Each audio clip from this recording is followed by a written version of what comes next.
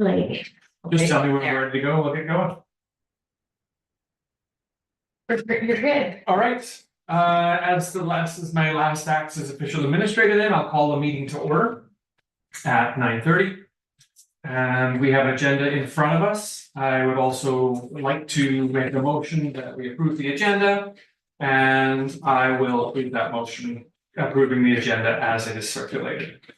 Our second order of business is to provide oaths of office to the two new members of council. And you've got these in your package. You may have seen them electronically, but we'll pass these on to you as well. So you got your names on them, so I'll go through them with each of you, and I'm actually going to ask Lauren as the existing counselor whether he would administer the oath of office, because as an elected official, you're a commissioner for oaths. If that's okay with you, Lauren? Yeah. You bet. Okay, so if you would like to read it out to them, or have them read it back to you, and then you can administer the oath at this time. Okay, we'll just do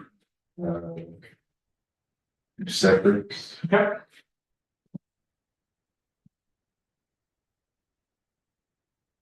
So you got your page there. I guess we'll start with that. Sure. It's a typo, by the way. Oh, It's Zemble with an E, not an I. oh, sorry. And there's also, my name is not Dan, on the. Oh. Just wanted to point that out. It's gonna get better from here on. As long as I don't have a name tag. I wrote that correctly. I gave you their name, your name. I quickly made that up in a rush, so I apologize. So, no, it's just an official document, so. No, I corrected it and then. Perfect, thank you.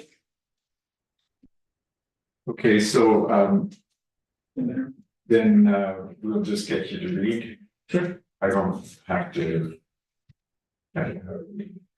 I, Dan Zemble, having been elected to the office of councillor of the Summer Village of White Sands, do solemnly promise and declare I will truly, faithfully, and impartially, to the best of my knowledge and ability, perform the duties of this office.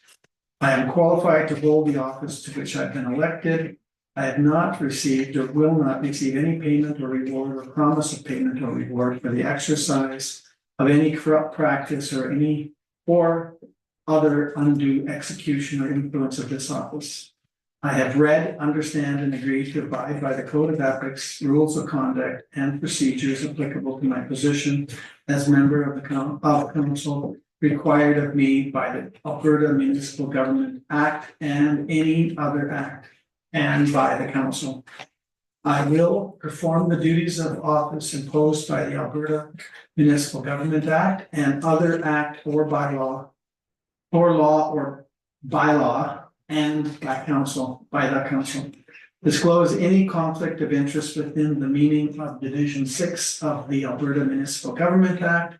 Comply with the Code of Ethics, rules of conduct, and procedures applicable to the office I now hold that are imposed by the Alberta Municipal Government Act and any other act, and by the council. And I say sworn by me? Sworn? No, that's you. So I sign here. Lauren, you sign witnessing. Finishing.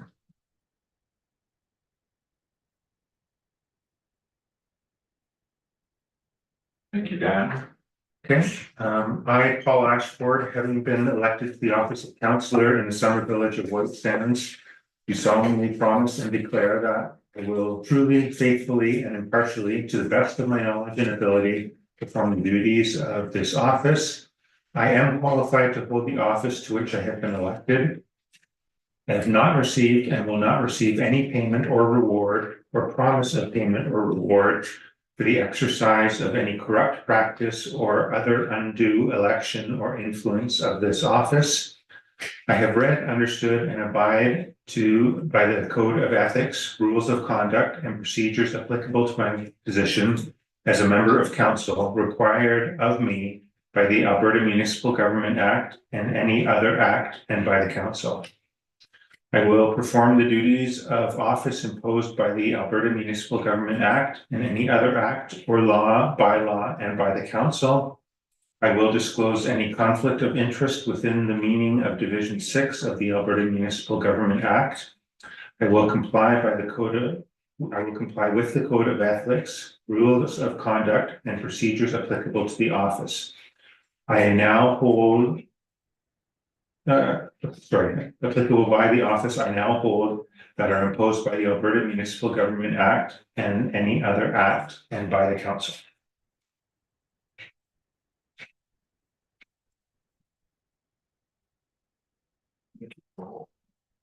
Too long. Congratulations, councillors. You now have quorum back for the Summer Village Council, so you now are back to being self-directed. The last act I have is to work through our way through the appointment of the chief elected official, which is how the Municipal Government Act calls mayors or reads. You've chosen to go with the term mayor, so we will continue on with that. Typically, smaller municipalities, summer villages elect a mayor from within, and so that's the last act for me for today. At that point, I'll turn the meeting over to the new mayor. The act suggests that typically we would just do a show of hands for mayor. But if anybody wants, we can also do a secret ballot. That's what anybody needs to do. Hearing nothing, we will just continue on then with a show of hands. And as such, is there anybody who would like to make a nomination for somebody? You can self-nominate too. Anybody who'd like to make a nomination for the office of mayor for 2024-2025? Well, I would suggest that Lauren continue on with that role that he's been holding so successfully. Thank you. Is there a second for that? I'll second them. Thank you. Lauren, would you accept the nomination? Yes, I will. Thank you. Are there any other nominations? Seeing none, I'll declare that closed and say we don't actually need a vote. We have an acclamation. Mayor Thurston, I'm happy to turn the meeting back over to you as I finish my role and say thank you very much for all your cooperation and patience as we worked our way through this process. Well, on behalf of the village and new council and the folks that were running for council, we gotta respect the municipal affairs and how they proceeded with the resignations, and especially to you, Ian, too, for being advisory and carrying us through the times. So we'll get up to speed and away we go. Good, thank you.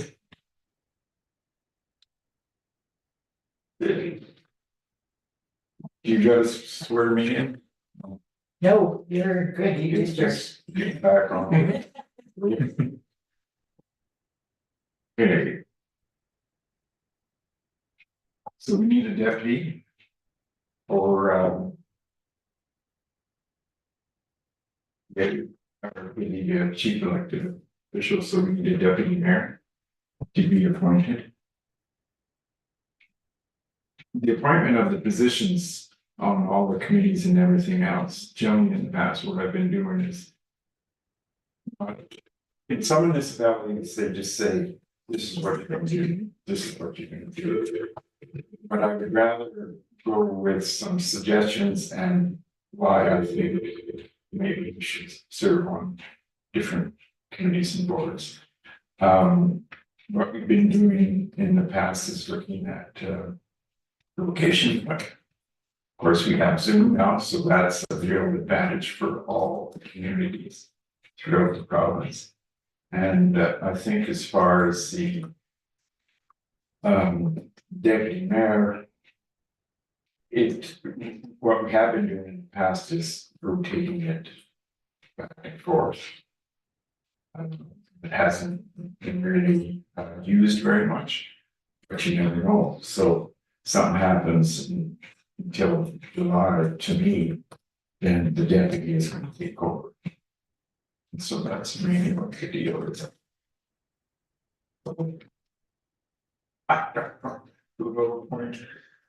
Well, just a question that I have, so, you know, you mentioned a lot is done by Zoom and all that.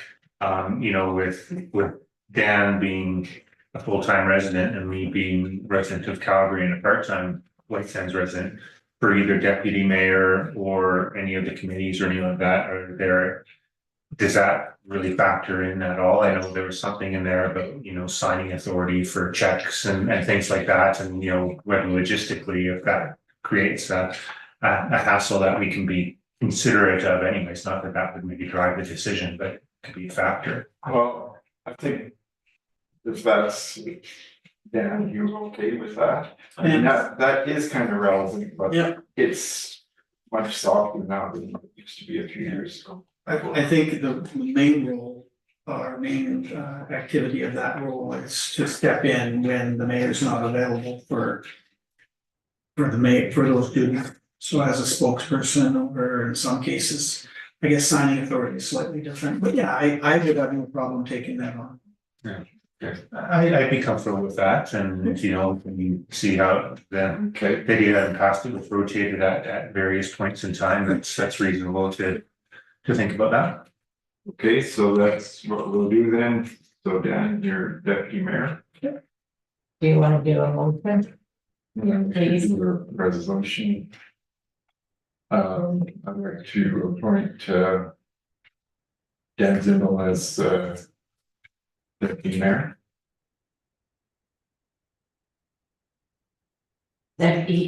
DEMBAL. And not down. DAN. If we ever get this right.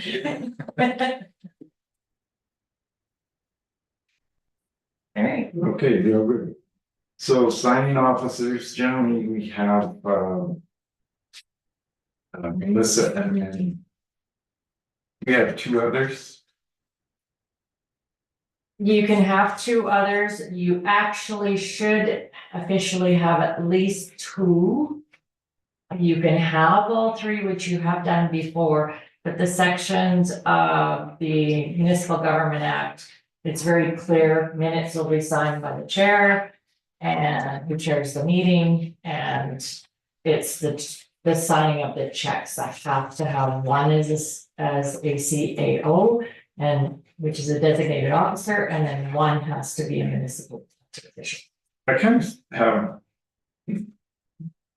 I know when we had everybody plus Melissa has to be, and then one of the three of us worked a lot better in times of holidays, and also we used to, it doesn't matter if you're in Calgary or not, we just courier them down and courier them back. That's what we did at one time. We had two counselors from Calgary, and I was up here, but then if I was away and we needed to do something, because it's not a good idea to pre-sign or anything else, so that's what we want to do. So I would suggest that all three of us plus yourself. And we'd usually try to have all the check runs available for when you're going to be at your meetings, so that we can make it so it's a simple process. And if we require additional, we'll give you a heads up if there's something that comes that we need an extra, need signed ASAP. Sure. I think that makes sense. So we'd have to do a motion. So we'll make a motion to have the signing for the officers, the Dan Zimmel and Paul Ashford and myself. See you as Me, I'm just part of the MGA. Or should they have that be in motion? No, you're already. Yes, yeah. If I may, Mr. Mayor, I would suggest a subsequent motion as well to remove me as a signing officer. Can it just go in the same? I'd make it as two, Okay. to appoint two new signing officers, and a second motion to remove. Because I have to send these off to the bank, so I would make it clear. Oh, let me fix the third one. The third one. You guys are in favor of that? Yes. Okay. All right, and then the second one is to remove. Are you doing it? Yeah, I just like to make a motion to remove Ian, McCullough. Yeah, sorry. I was gonna call you McCullough. Has signing authority due to quorum established. Right, so How do I? do we have to go to the bank or anything? No. No. You can decide your banking when I bring it to you.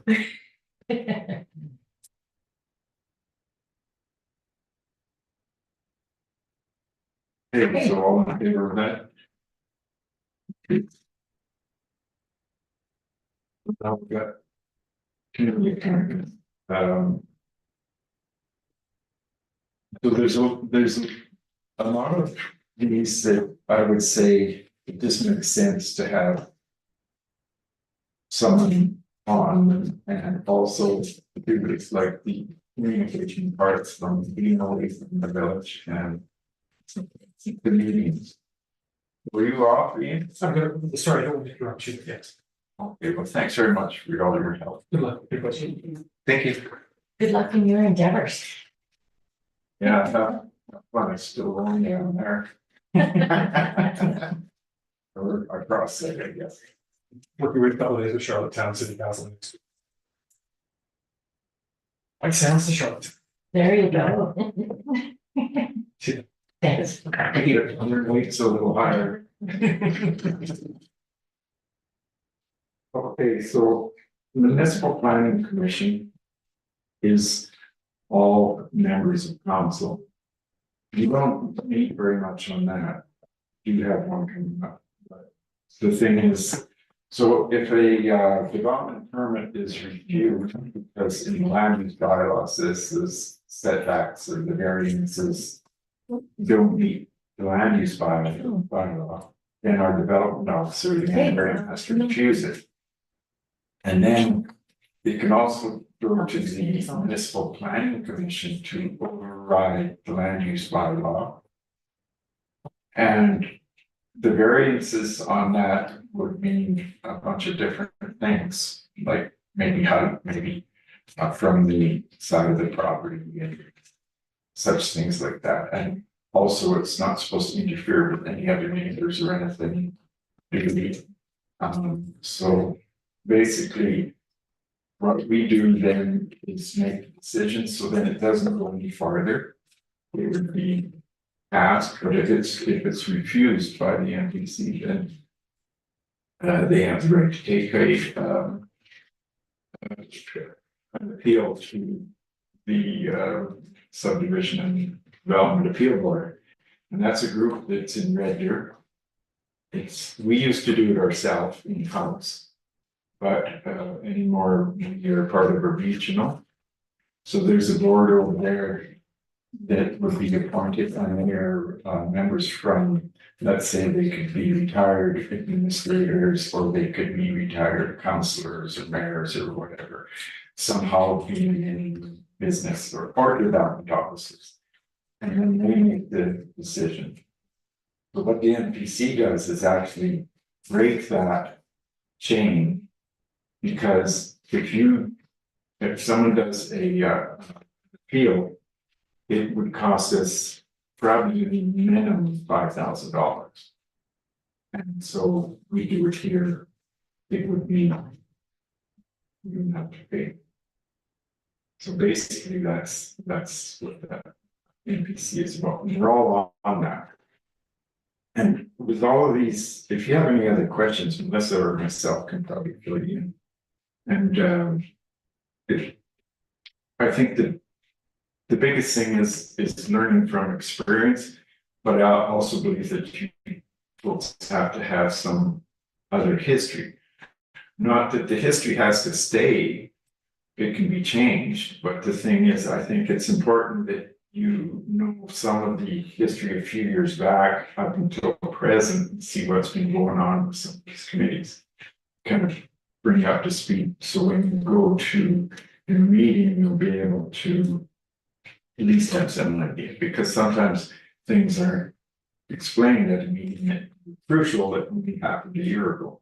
You know, it's kind of that way we can fill it in quite a bit, and I can on most of it, but unless if I don't know, then I'd certainly refer you to Melissa or the chairman of the board of the committee. So it's easy to do. Can I make reference for municipal planning commission? So your MPC, when what it is it's your land use bylaw.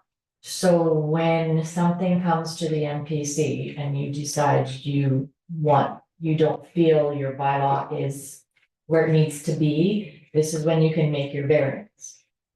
And you can make your change. That change becomes precedent for the change that we will move ahead when we go to review the land use bylaw. But it does say that, tells me, moving forward, if I had the same situation, it would be approved. Based on the same conditions. So as I understand it, somebody puts in a development permit and Leanne Graham reviews it and either says, yeah, everything fits down. Yeah, If it doesn't, she rejects it. And then the person doing the development then can ask for it to be reviewed by the municipal planning commission. Three of us would look at it. We'd say, seems reasonable, which kind of sets the precedent, or we say no. that's right. And then as a final step, that person can then go to the subdivision and appeals board in Red Deer. And that's And that's a final. exactly, Okay. yes. So really what it does with the MPC is, so the permit, we've got it, we have questions, we have concerns. Because it doesn't fit in the land use bylaw. So we reach out to that person before we have rejected it. Okay. Is what we're doing, and that's when they can say, you know what, I would like to ask for the variance and go to MPC. So we haven't rejected it yet. Because we feel based on what the information in the bylaw is, we can't accurately make that decision, because if we follow what's in the bylaw, it's a no. But you have this option of MPC. I see. And then further after that, then, Then it will be subdivision development appeal board after the decision of MPC. but with the MPC also kind of triggers that whichever way it goes, if the land use bylaw has to be changed, then we kind of collect, a land use bylaw is a real fluid document, like it, and is recommended to be looked at not too many years from when it was adopted. So the main thing about that is, it doesn't matter who's writing the land use bylaw, there's a lot of people that are really experienced in it. And then there's always something in there that's missing, or a gray area. So then that's when you start to make your list of things that would have to be in a revision. Yeah. And when you review a land use bylaw, you don't tear the whole thing apart. You could just do pieces of it that need clarity mostly. So that's basically, Yeah, it's just that the bylaw is the application we need to use for the whole community, so if there's changes, good time to review. And then once you guys make decision, then we take that forward, and then when we bring back for the amendment change it, that'll be included, because that's the conditions you set. so we're all three on that board, let's say, that's pretty well a given. You should do a motion to appoint all three on the MPC, and then I could not find an official bylaw, so I will be bringing one to the next meeting. I can dig around. I went through, there is no official bylaw, so I will create it, bring it, you guys can approve it, and then it sets the structure. Did you ask Leanne? Did, and no, it should have been done when you did the land use bylaw amendment. But you know what, catch 22, we'll pick it up now, we'll fix it. Okay, so, would this be like a motion to have the NPC members be all council? Motion to appoint all members of council to MPC. Yeah. Municipal Planning Commission. So you guys in favor? Yes. Some of them, let's say, don't have members at large as well. But size of our community. It's kind of a point of where if you have a larger community, it takes, or it's like a committee that takes load off of something. Administration and development officer. We've only met, I think, maybe 3 times. 2 or 3 times. But you do have authorization, it does have municipal plan commission who are authorized as Summer Village of White Sands in your land use. In an established development authority bylaw 18722, it's just that the structure of the committee bylaw was never completed, so I will do that, and then you guys can decide at that point in time if you want to add extra members at large, or you want to continue it as the 3. And that can be revisited at any time if it's not working, Yes. right? Oh, Yes. Yeah. Any of this can be, Okay, for any reason, whether it be health or else you're just not comfortable. This can be changed within your term.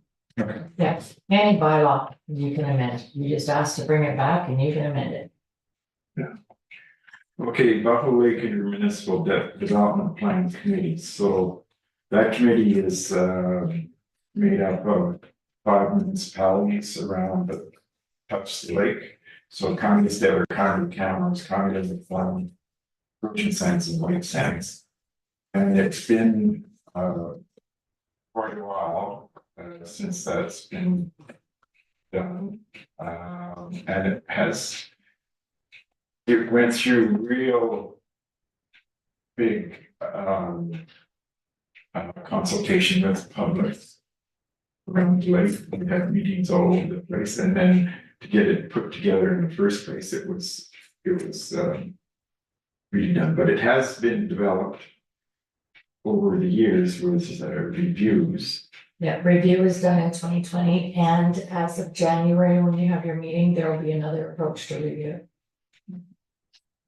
And so there's one person on there. Kind of in the middle of things there, so I wouldn't mind staying on there. And then, just to see how things are working out, because there is a few things that. Bring forward. And, that's okay with you, right? I would like to know the difference between that one and the following committee. The following one is actually, it's still there, but when the county pulled out, so the only members that we have on there is, Ocean Sands and White Sands. And that will be, just to bring you up to speed, that's another one in review. I just have to make sure we meet our legislative requirements. And that may be coming back fairly soon or in the new year for rescinding, just getting rid of it. We're talking about the South Shore Plan Committee? Yeah. Yes, It was basically derived off of the Buffalo Lake IEP, the whole IEP, which was a shorter document. I think it was 50 or 60 pages, but the South Shore IEP was very extensive document. But now, because the county pulled out and did their area structure plan, then that left the South Shore Buffalo Lake IEP. It's just 2 members, so anything in there just affects Ocean Sands. It's a really hard call. I have information from other planners that we should hang on to. And maybe not. The thing is, if we do, then there's expenses involved because we have to do reviews all the time. And in the past few years, since the County of Stellar's had their new document out there, we haven't referred to the South Shore Plan once. it also does a hindrance for your municipality too, is because you're in that agreement for that. You still have that bylaw and that committee in place, so if you decide to do something, and Ocean Sands has a right to tell you they don't agree. So there's a certain process, and we do have a municipal development plan. It's just, I have to review to make sure that statutory or requirements are good. We really don't need the South Shore because the county has pulled out. It's just you and And all the rules and the regs that are in the South Lake plan. To have everything that the Buffalo Lake IDP has in it, but they just did more detail. Like much more detail on the amount of what size the lots could be and how many and everything like that was in there, and that was why there was a lot of discussion on Paradise Shores. So I think So did you do a motion for the Buffalo Lake Intermunicipal Development Plan? Have you guys decided who's going to sit on that? I don't have a problem with Lauren continuing on that. What's your thoughts, Tom? Yeah, I think that's fine. I think continuity is important, certainly one I'm interested in. But you know, I'm fine with the. yeah, and it's just that like I'm planning on not running again. That's something with haywire. Because you know, it'll be 28 years next year. And I think that there's some item in there that I would like clarification on. So, and I know all the background. I think continuity on, you know, really important committees is certainly very important, so. Okay, so We if need an alternate. that's what I was thinking, is if you could do a motion and decide who wants to be the alternate in case somebody can't attend. That gives you the right for voting. If we don't have that alternate, then we lose the voting. Okay, well, what are your thoughts, Dan? Like, I guess. You know, I don't know if it might be wise to kind of scan through the whole list and talk about if there's any that, you know, between Lauren and Dan and myself that are really dear to our heart.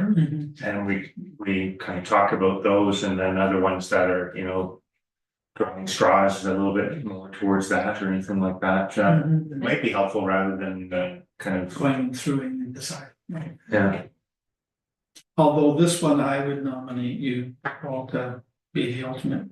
well, I'm happy with that because I'm interested. And then we can, for the rest of them, I think the open discussion is probably a good thing. Okay, That okay? You bet. So, The motion that Lauren stay on it and continue on it for continuity, and that Paul is the alternate.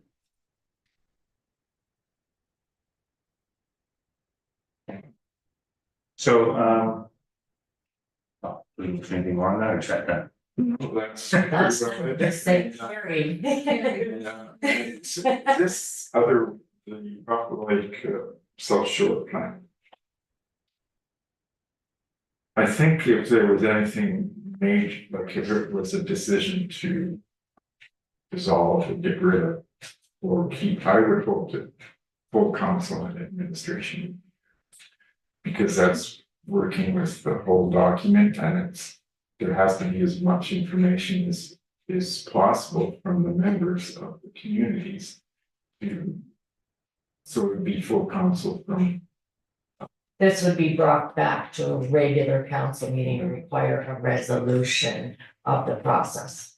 And But in the meantime, if they call, I think Danny Miller is the chairman. And if she calls a meeting, then I think we should all ask if it's full council to discuss it. That's my opinion, because it's you have to get involved to know why that is gonna either stay or not stay. And if it has to be tabled for a while, because we are past dates for review, I think, on the South Shore. I think we are. I have to look at, we don't have it here. So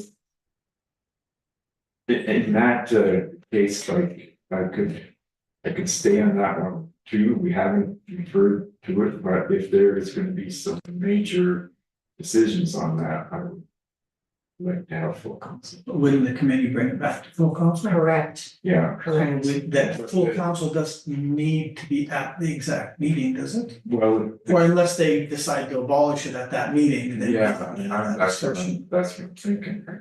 Hmm. Uh, You would have to do a motion in your regular council meeting to send a letter. And advise that you are withdrawing from, and then it would be up to them to decide if they want to sit down and rediscuss it. So it would, the appointee would not have the authority to rescind that No. committee No, anyway, so they will still have to come back. So wouldn't that be more efficient than having the whole committee go or the whole group go? I guess it would in one way, but then there would only be two people there. But those two people wouldn't have authority to come up, I don't know, but they can make a they recommendation. could make a That's it. recommendation. And generally, the administration comes there too. yeah, but I would still, my recommendation would be that it would have to go back to the regular council meeting for further review and discussion of the whole council. Yeah, it has to. Yeah. Yeah, So if that was the case, I don't know why you would have all three at the meeting. I think you can get that information, make a recommendation, or Roshan might make the recommendation. And you would still have to come back. and to be honest, we haven't had any communication from Roshan on it. Yeah. This will be something that's coming in the new year. I think we need to clean things up. For sure. So I would make a motion that Lauren and Paul attend that as well, if that's something that. You know, I think that those two are linked in some degree. Oh, They said they are, sure. That. Paul is alternate, Yes. yeah. so the motion, you got it there? Yeah. Okay, I don't. All in favor? Yes. Some Carried. places it's not, it's just you're doing that, and you're doing that, and town staff, that's how they used to. And there's, I don't know what they're doing wrong. There are ways of doing it and we can talk about those moving forward. Sometimes it's a meeting you guys will have, you can have previous, you come in and you've got it all sorted out. Mhm. Yeah. Okay, so, public management team, it's mainly held at, national. Oh, I had no idea. I just know that was one of the areas. So we use the provincial building. Right. That one's only what, once, maybe twice a year. Yeah, it's not very much, and it's a very, it used to be a ministerial, Mhm. group, but it's not anymore. When the province decided to do away with all the ministerial, committees, that was one of them that disappeared. And basically, it was formed for the stabilization of Buffalo Lake. And then it is now, it's a discussion, there's no written minutes, there's nothing formal there. No motions, some motions are made to accept the next meeting or minutes that are written down on a piece of paper that the chairman had. So it's again, people from that are on the board, there are all 5 municipalities around the one member, and then there is also Carlin Silver from Camrose, with environment parks, and what's their new one? Christine Bolton. Bolton, the member who is with environment parks from Red Deer. And then Dennis, another guy that is takes care of the locks and the physical part of the system, which hasn't run forever.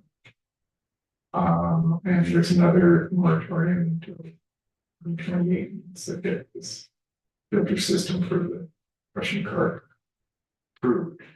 And that approval's gonna, the application for approvals is supposed to go in before the end of December.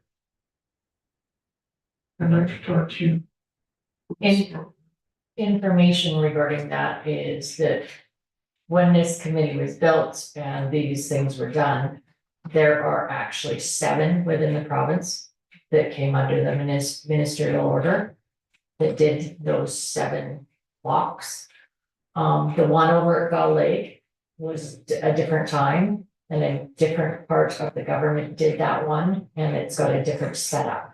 So that one's the pilot.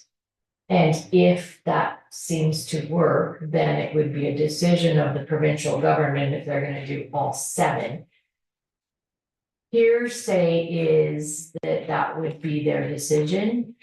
And it could be something that's coming in the next year or 2, depending on how the results turn out at Gull Lake. I know some of the stuff that's been in the paper, like the radio, and some of the reports previous, were really sounded like it was a go-ahead thing, but it's not, so if it is done over at Gull Lake, and they would have to get custom built filters through from California company there, I don't know, Canadians may be able to do it as well, but they would then, what I understand is they would look at doing Buffalo Lake as well. Difference also over Gull Lake is the municipalities and the villages around the lake and community associations, because there's quite a bit of population around it. They pay for the power. So I think the share for there is a breakdown. It's not right in my head right now, but I know that the county of Macomb paid about 50,000 a year. Ours is different pumping system, and we got a big elevation to lift. Red Deer River. So is this committee mostly a discussion committee? It doesn't have any real power other than the case advocacy to the provincial government. Correct. Basically, it's information that is being given about the progression of the stabilization projects, as well as sometimes the right of way around the lake is within another document. It's called integrated shoreline plan. I'll try and get you some copies of that. Yeah, it's an informal meeting. There is no structure anymore. No. It's not a ministerial order. So it is your guys' call on how you want to treat this committee. Do you want all of these being able to attend it? And it's informal. They only want Okay, one member, okay. and they also have members at large. Said there's some farmers on it. Probably a group of 10 or 12 people. It's probably sometimes carries on for 2 or 3 hours. But there's hardly any, like sometimes there's a letter sent out, but not very often to support things. But it's not a problem. One of the things he mentions in here, I mean, like I know. You talk about right away, you talk about lake stabilization. It's a hot topic for everybody, it talks about education of the public and outreach. I think somewhere on here it talked about as well. Like it's interesting because it's dear to everybody's heart, but like you said, it's a committee that doesn't really have a purpose or a goal. Right. No, and it was started when they started with the stabilization project, that committee was the one that was looking after it. Right.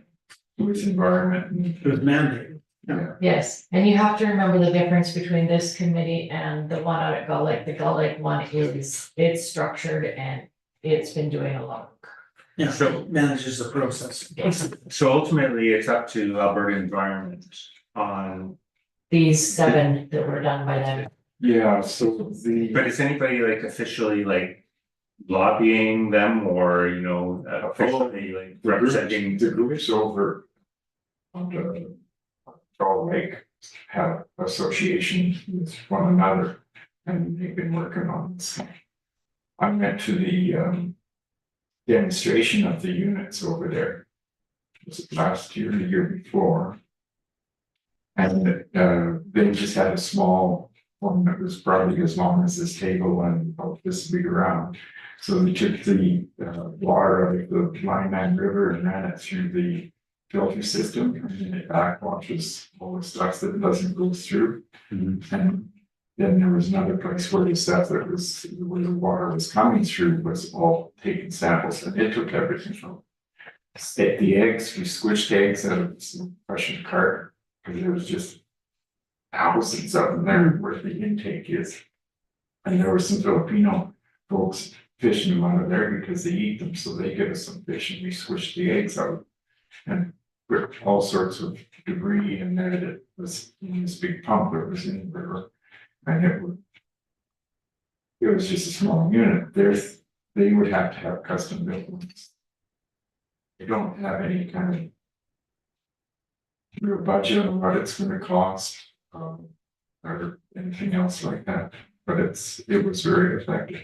So I think the question you were asking is there advocacy done there? Yes, there is at Gull Lake.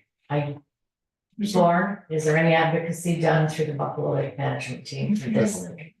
What'll happen is, what we've been told by environment parks is that the protected areas is that, if it happens, if we for Buffalo Lake, then it would automatically be for other stabilization projects. Right, but Which is what I understood too. we're kind of just on a wait and see Yeah. approach. And everybody thinks it's gonna happen, right away. The application is, we were told by the end of December, but it could take a long time.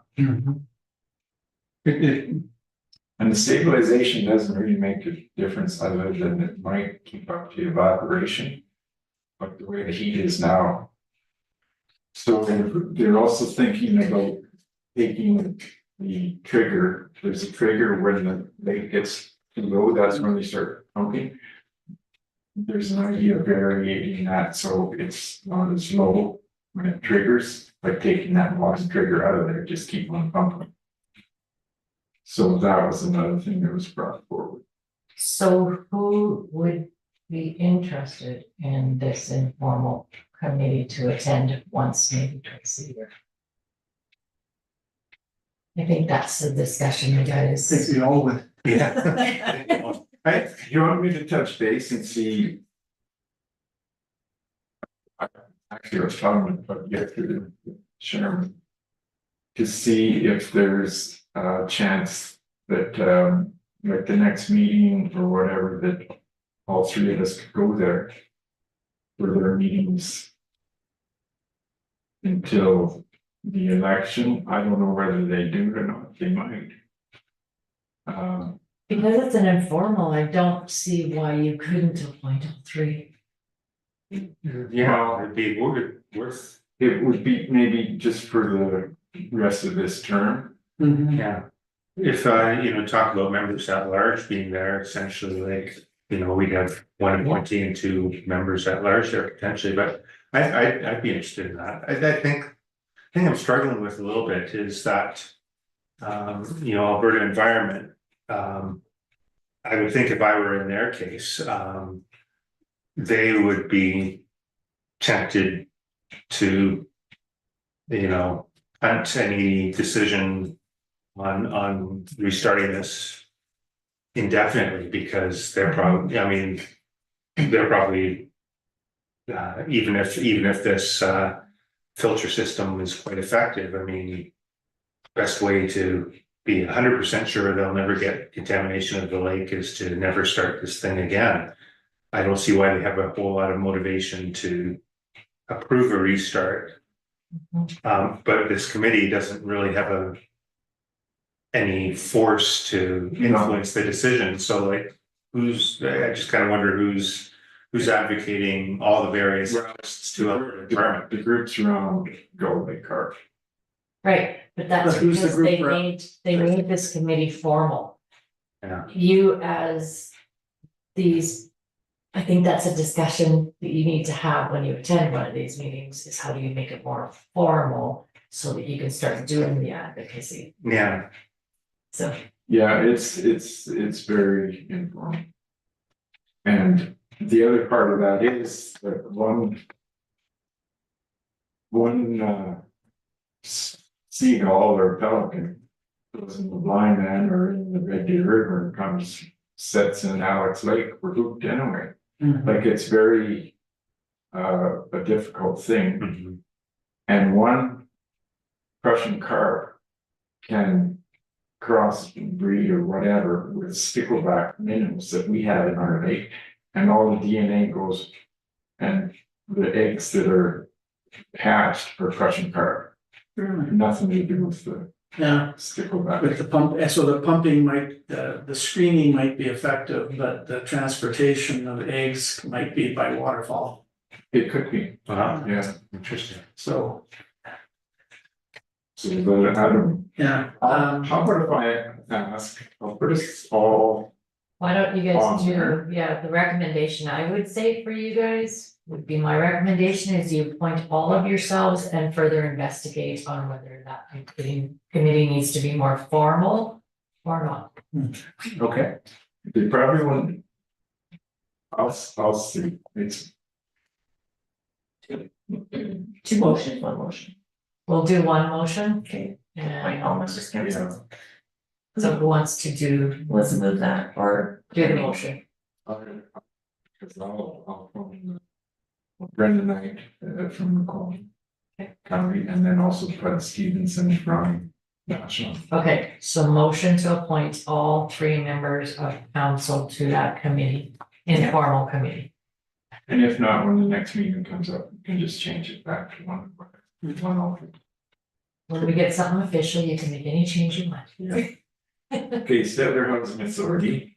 So that is generally on Thursdays at Paragon Place, and it's able to be zoomed in that. So they handle 3 lodges in town, Paragon, Creek. Willow Creek, and Heart Haven.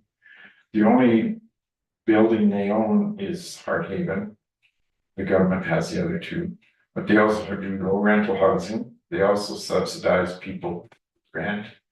They have a unit in Big Valley, a row house of 9 units down there or something. And it's completely separate, it's a separate entity. The housing authority in Stettler has members of all the municipalities that are encompassed in the county. But it is management and all of the accounting and everything else is all in-house. The county of Stettler doesn't administer any of that group at all. Whereas they do for a lot of the other ones. And it's a meeting. It can be something. so what is the, I was trying to wrap my head around, what is the role of the White Sands representative? Like, how are we really interested or related to this authority? We didn't used to, years ago, we didn't used to belong to the housing authority, but then we were pretty well, all of the summer villages were mandated to join, because some of them weren't, because it's quite a piece of money a year, like about 50,000 or something for us. So Okay, they've got a huge budget. We had to do that because there was people, thought was there was people from the lake that moved into lodge in Stettler or other places, because they're all transferable to the province. And so that's why. so, okay, so as part of our White Sands tax base pays in to support this, Yeah, okay? and it is about 50 grand, isn't it? I can get you a Zach code, you just need to log into the system. But because we're mandated to pay, that's why we're on the committee. Or we're, To join the housing authorities, that's what happened around the province, because there was a lot of summer villages out of the 50. Yeah. 50 and the other towns and counties associated with the housing authority wanted the summer villages to get in there. And it would be in a bylaw that they created. Yeah. For this. Yeah, it's quite a long. I just couldn't find it in our system, but there is a bylaw that would have to create this. So Yes, my thoughts would be this. Hold on, because they asked me, I just was. Giving them information. So have you appointed for the housing authority? Not yet. Not yet, I was saying, a figure. Sorry, We're all scrambling over top of each other to be first. Makes sense. Well, and trying to determine what the importance and purpose is. Well, they run, like the budget is made by the manager and the financial people. But the decisions are made and from the members. On how the administration is gonna proceed. Approving budgets, like it's pretty important and it's so there's 2 members from the town, 2 from the county of Stettler and then 1 from each municipality.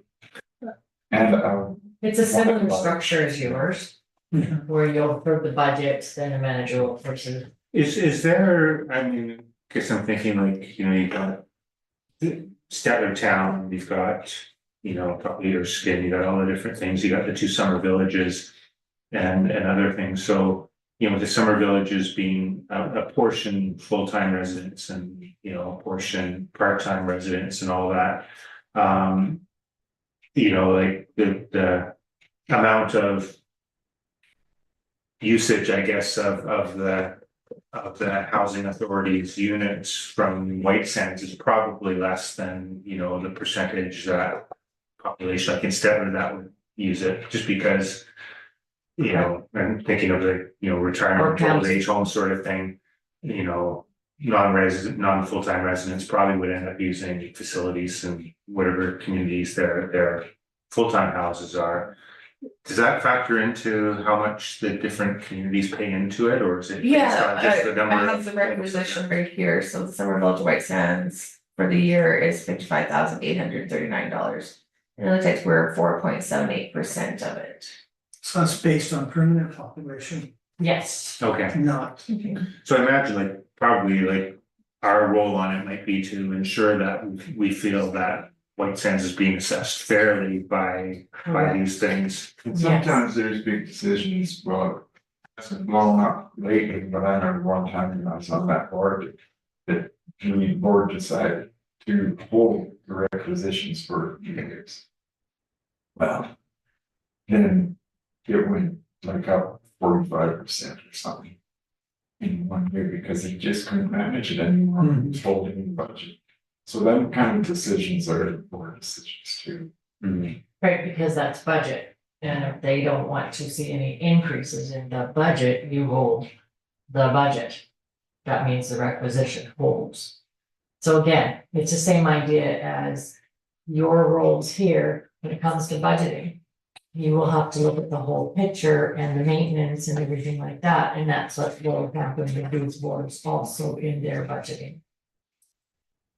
So, yeah, So because there's a cost associated that the summer village pays, correct. that's why we want some representation of that. Yes. Yes, that's exactly it, because you are carrying a certain cost. And you've been serving on that up to this point. Okay, it was on. It's been quite a while since I've been on, I was chairman of it. And they are the 3rd Thursday evening of the month at 6 P.M. Paragon Place. The attendance can be virtual. Every month? 3rd Thursday, yeah.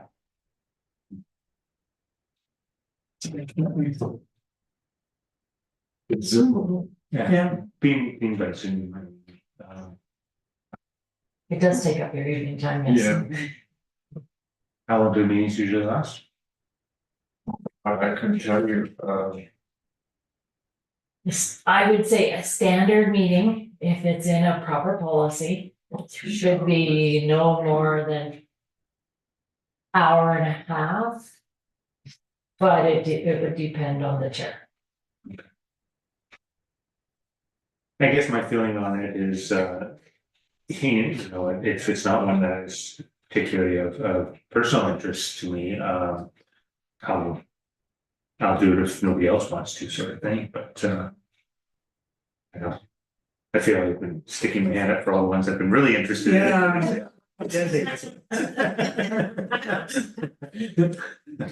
There would need to be an alternate too. Yes.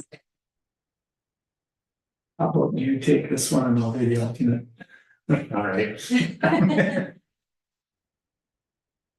Okay. Cause you're right, it's probably not. Yeah, there. Only when it comes to budget time, and you wanna tell us what the requisition's gonna look Yeah, like. And how it affects. Some of the your committees budget. have worked. There's, well, with an aging population, you know that's gonna go up, Yeah, yeah. okay, Okay, the, so motion to approve Paul, appoint Paul to the Sutton Housing Authority and Dan as alternate.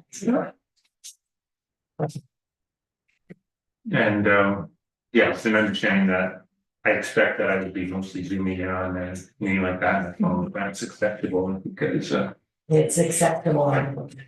okay. yeah, they have, capability, some of these meetings, there's no capability. Mhm. So, It looked like when I read through it, that most of them seem to say Yes, that's okay, but yeah. Yeah. I mean, good to highlight as we're going through it, if there's any that are yeah, strict on that. okay, so all in favor, yeah. So, fire advisory, have had any, I can give a quick brief summary of this one for you, if you would like. I've been investigating, it hasn't been reestablished yet. So it's still in discussion because they kind of redid the agreement. So at this point, I don't have any scheduled dates for it. So most likely, if it does come into fruition and we finally get a date, it'll probably only be twice to quarterly. Because it would be advisory only. yeah, everything that happens within there is through the fire chiefs. And, actually Thomas Detler and the county of Stowe have different positions, some of the town owns different equipment and the county owns different equipment. We're basically paying the requisition, but the meetings are, when we used to have, them, were really quite, informative. And and, you know, had a good idea where your requisitions was going to. They also gave out the reports if there was call-outs to White Sands or. And they work on, communications like 911. That stuff is all. Like it's about 52,000, no, 50,800 was the last requisition we received, which we found was about 2% increase. Yeah, based on permanent population or Lots, all lots? Developed or otherwise? yeah. Yeah, the annual rate to maintain fire department service agreement for the villages was calculated on a cost per parcel of land. Based on the total number of parcels within the municipality in 2014, the cost per parcel was $88. And with a 2% increase annually over the last 10 years to $112.26 per parcel. Yeah, and we've developed, our development in 2011 went from 426 to 451. So that's always going to affect, development will affect your parcels, which will affect your requisition on top of any increases. That's right. And there's no. At least there never used to be Zoom there, because we're in firewall. And contact people. Whether they do know. They would know, I would probably say, but again, I have no scheduled date for you guys, because they're still in discussion process on if this committee is coming back. And it may not. Correct. Yes. Sorry, it's $50,629.26. There we go. I had all the numbers just getting it though. I guess what we can do is just leave it, because there's no, I would appoint somebody for if it does come into play, then you don't have to come back to it, we'll just, when the information comes in, we'll forward it to the person who's appointed to sit on that. But most likely, it won't have to do it. But because it is requisition, probably should be some structure. Yeah, it's based, it's not based on populations, because we have 3. So. It is a good meeting and it is short. It used to be no more than an hour. Much. Right. But we don't have any idea whether it's gonna come back. So it is your guys' call. You can either I say, think we should appoint somebody.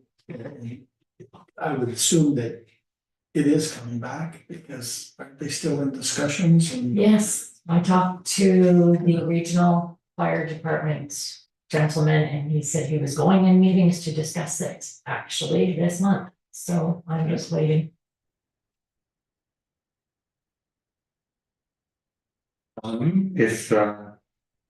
If it's uncertain whether it's, remote or not, and it's on a weekday, and maybe say when you two could be on that and be flying with that.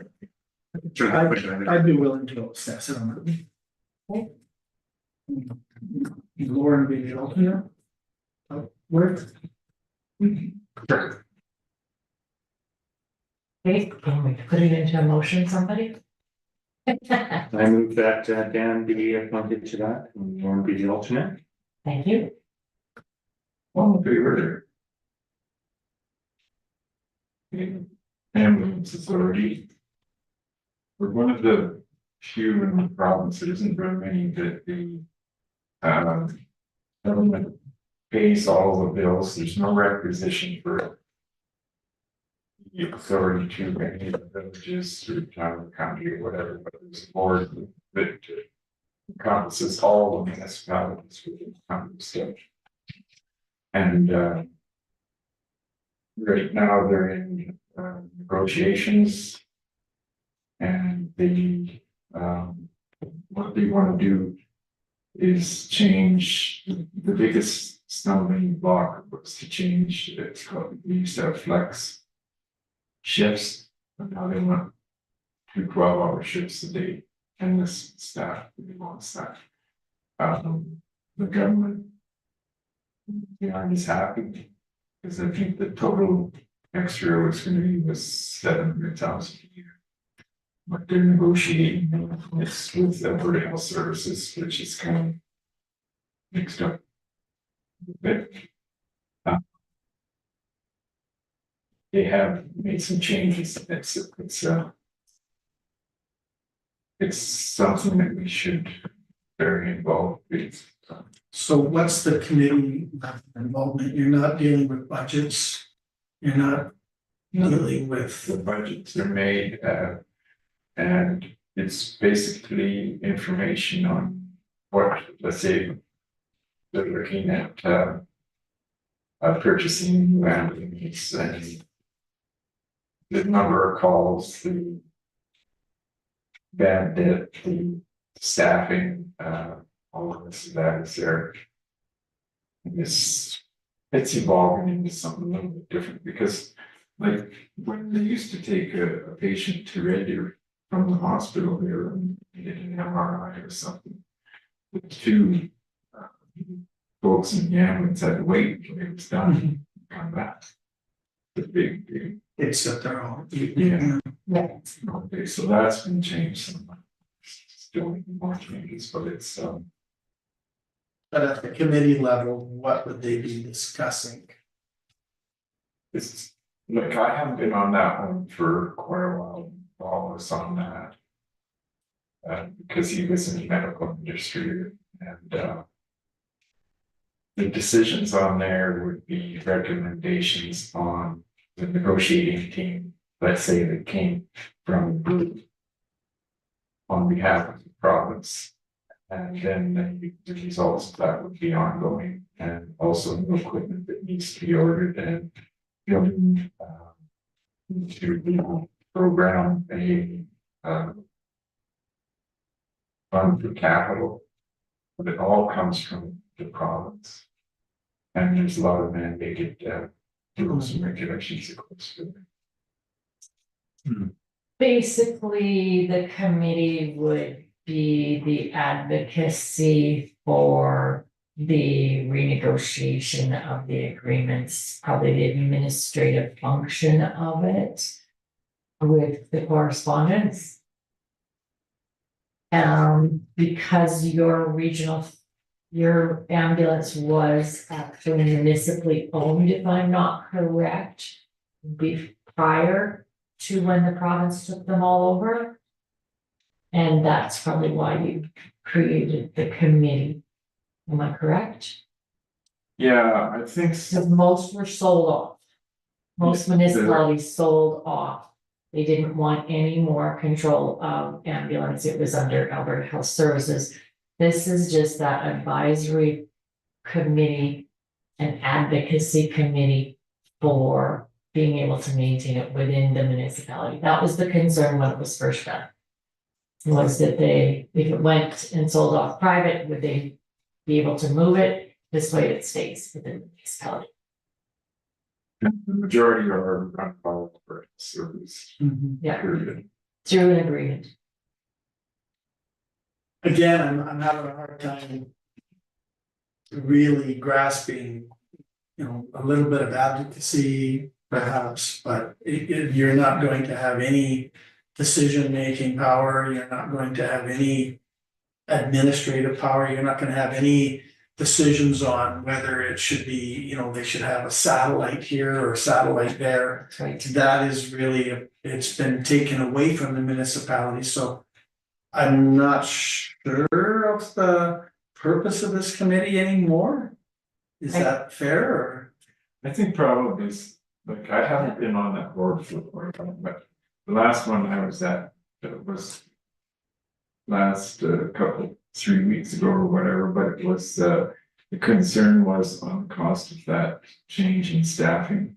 As well as the government came back with the fact that there was a clause in there that the association would be, like, the municipalities that are on the board would be responsible if they dissolved for some of the capital. And like, I'm not sure how much of the actual structure of the building is by the town of Stettler and the county of Stettler. And some of the equipment and disposing of it. If it was a big question. Sarah, I can't quite understand. That's why you have this committee is, if I'm not mistaken, the infrastructure of the building would be municipal. So that would be worked into the agreements and that structure, so. I think what it would come down to is if there ever was a point where there was a funding shortfall. If it was requested of the municipalities, it would become on their shoulders to come back to the councils for. So currently get a rent check every once a year. Yeah, The last one's $825. yes, because the municipal building it's owned by the municipalities, so we get a rent check at the end. Which is paid for by the municipal, paid for by Alberta Health Services. I think the deadline, because the agreement was supposed to be done previous to today's date, I think it's extended to November 30th. Again, but we would have very little impact on that agreement. That agreement is between the province and the authority. Correct, which is made up of the municipalities. That's probably. Not just these municipalities, but all of them throughout Alberta. Or just our. No, just Just that. us. Oh, okay. Yes, that's probably why I you, spoke at the last meeting, and I think there's two other, like, there's municipalities that are still running, like we are here, but there's also, some other boards that have taken it kept it from Alberta Health Services, so I think there's about 30 or 28 or something, they said that was independent from health services. But there's not, I think in municipalities, I think it was 12 last time. But it's been a few years since. The municipality I came from, it was, they kept the two in the municipalities. And if there was a shortfall in the agreement, they would come back to us for any top ups for building repair. Yeah, and maintenance and all the rest of that, but there's also, there was questions on, to purchase a new, and that's was up to the board. There's a move on 17, so a motion was made to purchase one. And they have a bursary program. And then also the 2 hour, 2 hour shift. The contract would be until 2026. So the bursary program would be attention and retention, That's all set, recruitment and retention. and education for someone that wants to further their, Okay. go up in ladder in their training position. So who would like to, How often does the committee meet? Quarterly, quarterly? 10 o'clock on the. That's what they say, but there is a meeting on December 9th I just wanted to to do with the. Yeah.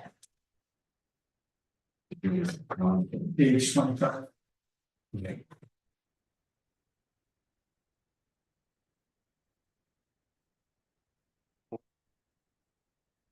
So do either of you have recommendations on who of us? You suggest beyond that? It is quarterly. I recommend any one of you guys. Yeah.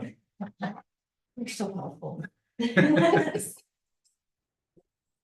I don't see it being a lot of work. It's if you need to do any advocacy, you're just gonna support that advocacy.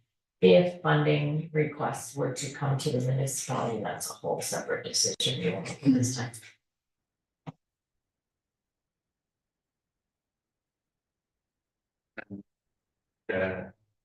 Here nor there, I can go on it if nobody else wants to.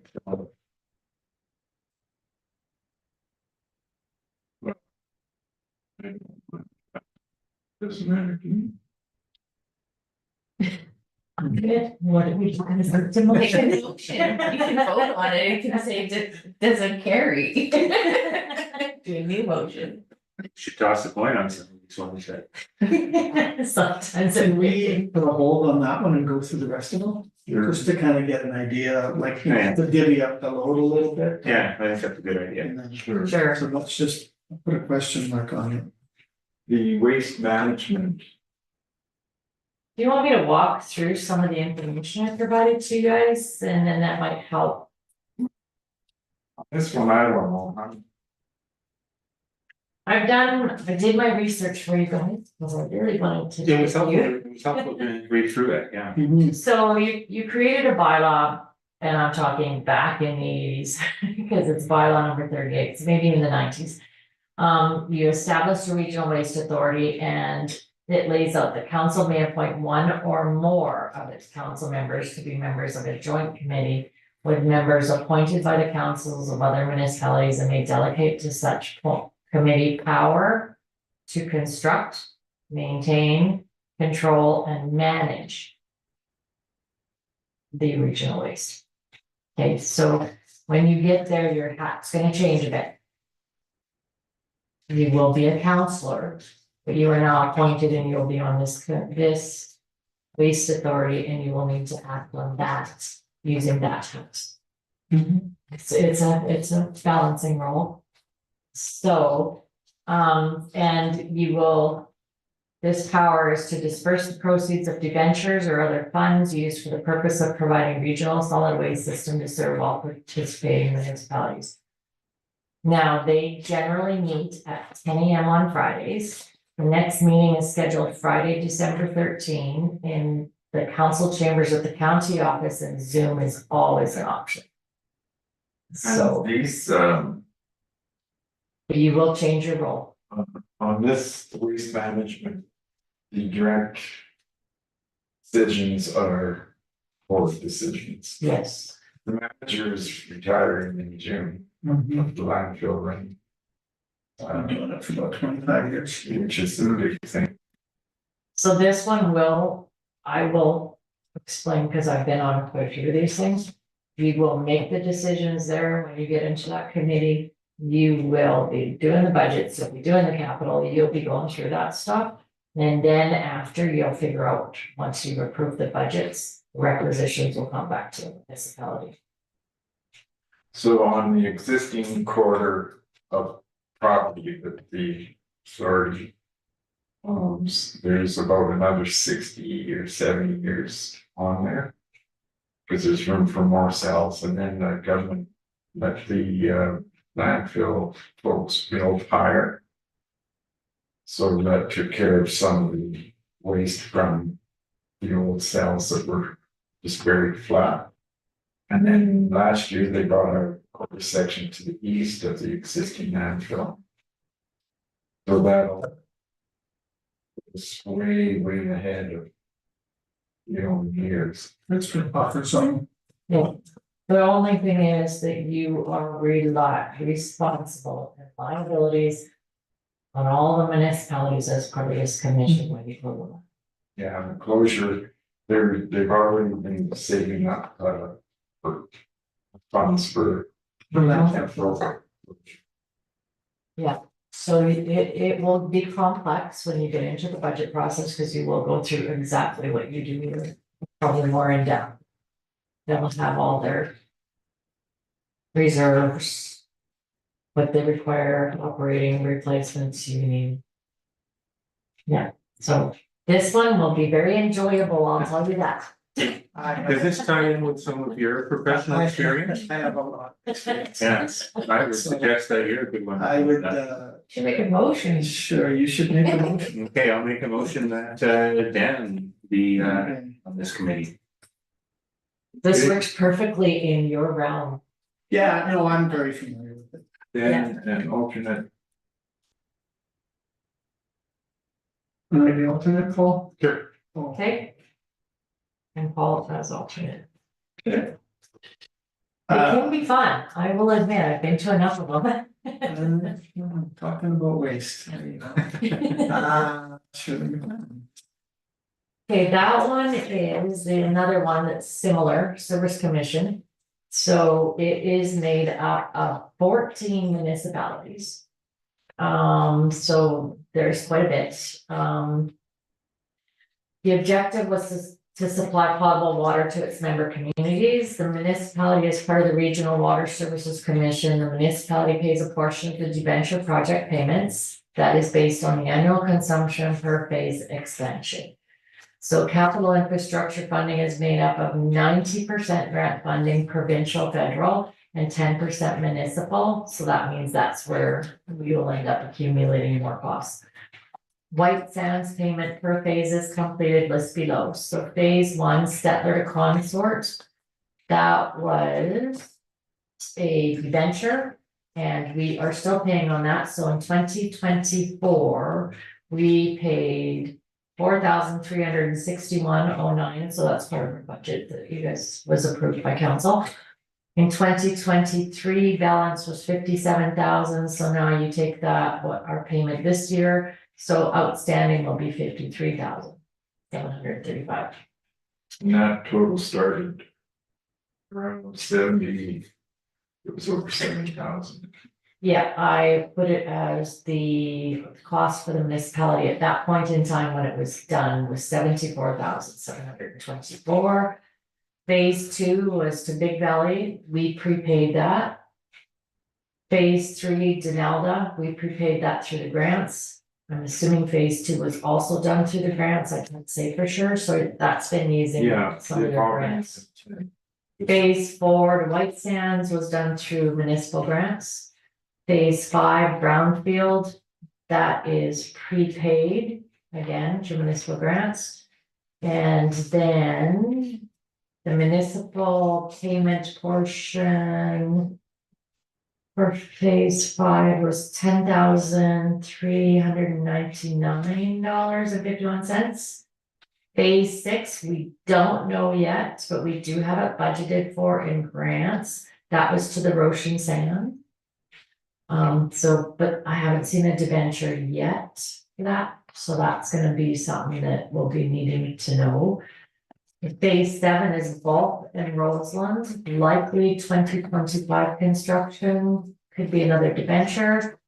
And I think these will be discussions further for council in the next budget on how we need to proceed with this, because if you continually take your grants, you're gonna start losing out on anything that you may wanna do in the municipality. So there are other alternatives, long discussion back in budget time. The other part of that is the line, the physical line has been already purchased for, to go from Canal to North to Roseland and Gulf, so that would be the last line that we're gonna build. For the material for the capital. Yeah, and it was because of the supply and the price. So I think they spent 2.1 million on the pipe. And the approval of the line where it's gonna go is done. Roseland and Gulf are hedging to get out of the commission because they have wells. It's through. But they both decided that they would do a truck fill at each place that could be eventually hooked into their municipal if they built a reservoir. And so that's, you know, that was the finishing part, and that's why it's going ahead. Yeah, and then phase 8 is Compare. Yeah, that's a short. Got it. That would be the last, they're already talking about that one. Because they went west or east of Concert. Yeah. Place oh, how was it? Permucan, I think, or something. Just a little place, but the water went down. So frequency of meetings depends on the construction work ongoing, but it's generally 3 to 6 meetings per year. And once the lines are done, it'll be maybe 1 or 2 meetings. So this deals with the construction of the lines and the ongoing maintenance of those. Yeah, but the administration for the Shirley McCollum is the county staff. So their staff also repairs breaks. If there's breaks in the line and some problems with that, they fix them. Sorry, who fixes it? The county of Stellar has a team that does all the operating.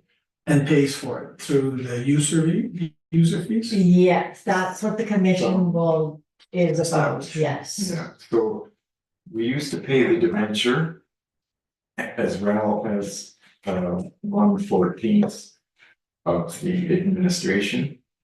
The administration is actually folded into municipalities that have infrastructure and are taking water, like Concert, Castor and all. So we don't pay any of the administration.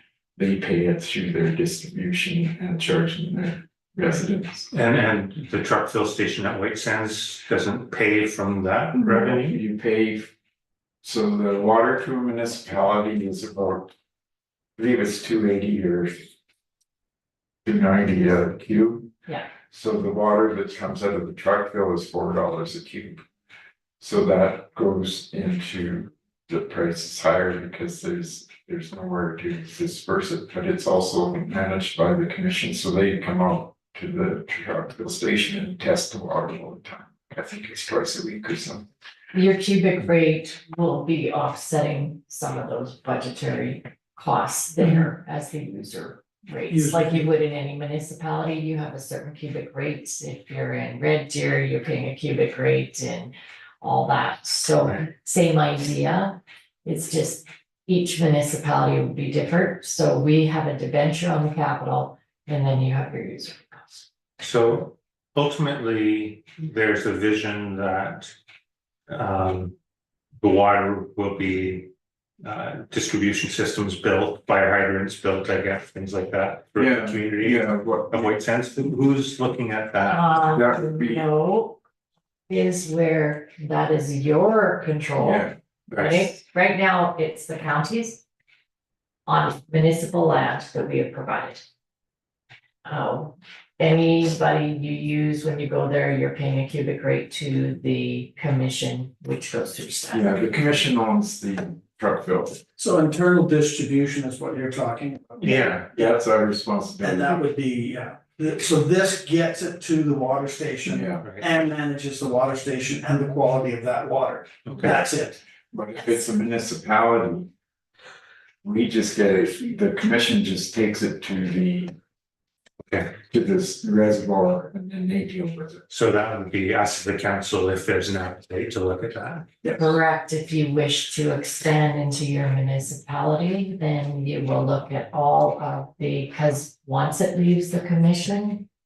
And you do your own, you become your own responsibility. But the You must water meet is the still part of guidelines. it. To get there is still the commissions. Yeah. Correct. So it's just when you're distributing it. Yeah, then you'd have to hire operators and all the rest of it. Yes, Right. Well, no. yes, Why would the operators change if you're still coming from the, Because we're responsible as a municipality and the Yeah. commission will not come into the No. municipality, you have to hire. so, you'll have to do your own water testing, you'll have to have your of the own, internal lines? yes. Right. Didn't know this doing that right now, or needing Yeah. to switch over. So has there been past work done on that, or what's the status of that in terms of? Interior, inside, nothing. I Okay. haven't had any council direction yet, but I can investigate it, there's gonna be a cost to look at the whole big picture of what it would cost us. I mean, that's a huge project Oh, no, yeah. Yes. and a huge impact on the Yes, community. yeah, Yeah, and you have to, like, the flanges there already. Just inside the building. Mhm. But then it would have to be pumped through a ground reservoir or. Standpipe that they have in Denali, which is failing. That's another part with Denali, because it's a little bit of a.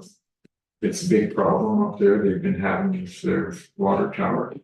So it has to be. Replaced or fixed or whatever, so the commission may do that. I don't, Why would the commission do that? Because that's internal. that's correct. yeah, that's. What was that, last would be, county might take it to that one. But they have been approved, they have approved funding that they're gonna lose Yeah, to do these repairs, there's just additional costs, which they will have to carry the burden if the county. Accepts to take it on and take over the rent. yeah, the money is waiting there, but the. Political people up in the Denali. The kind of option. So the county is looking to step in and take over the grant that has been approved. Okay. Yeah. But back to this, this particular commission only deals with getting it to the water station. Anything internal is our own and it's Yeah. different and. If we start doing sewer and water at the same time, that's what the engineers say, but we got nowhere to put the sewer. And we investigated whether we could take a line to the new municipal building or the mall and maybe put that on to water from there. And there's, then you have, the whole thing becomes under you.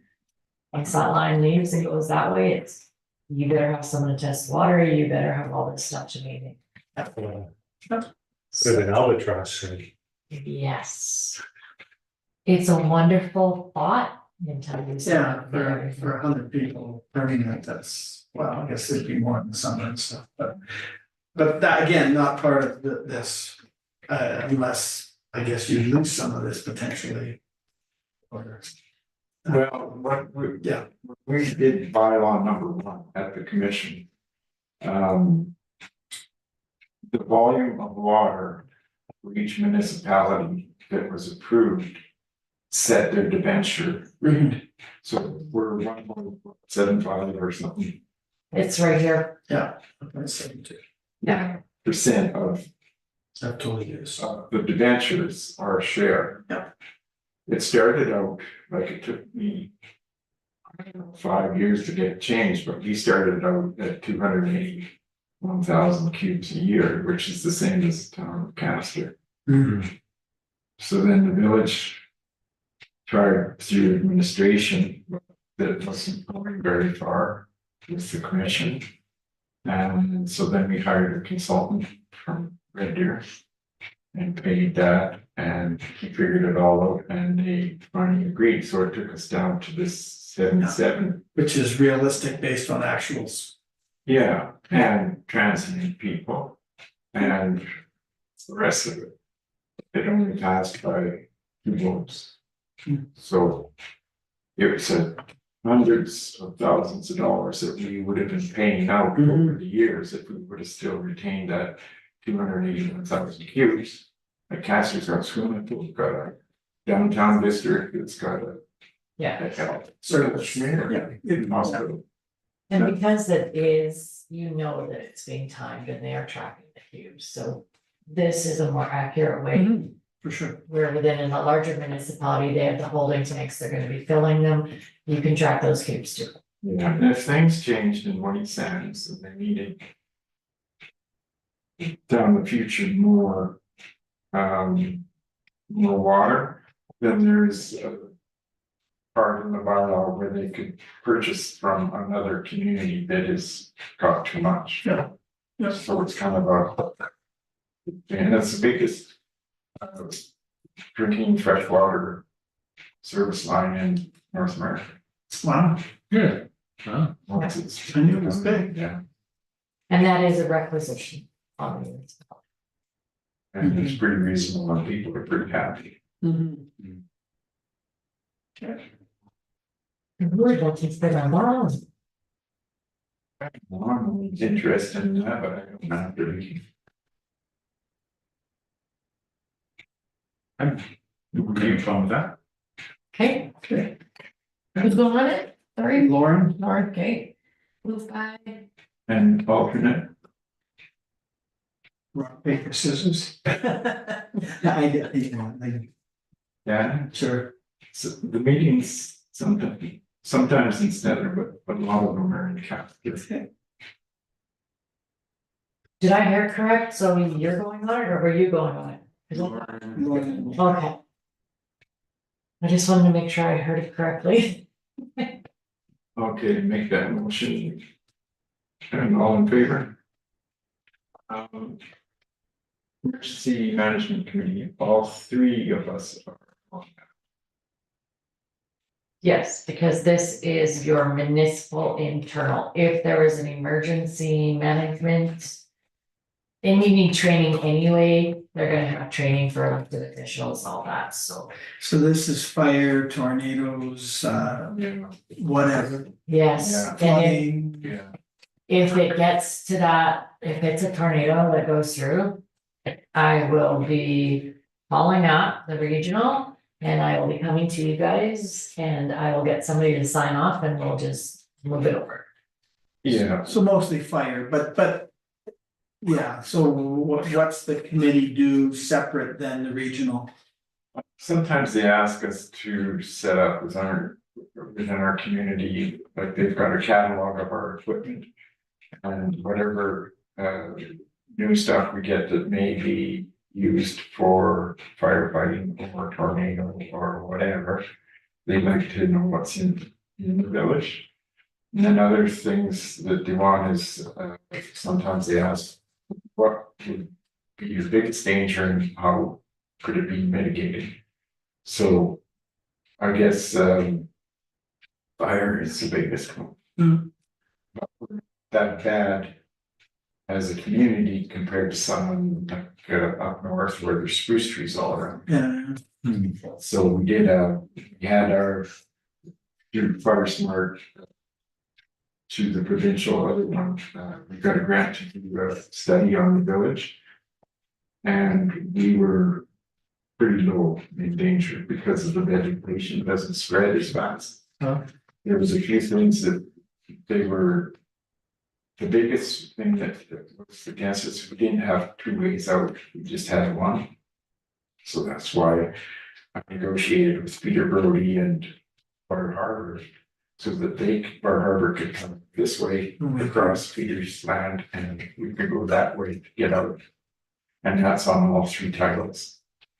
So at this point, this is all still another bylaw review. I don't wanna further go.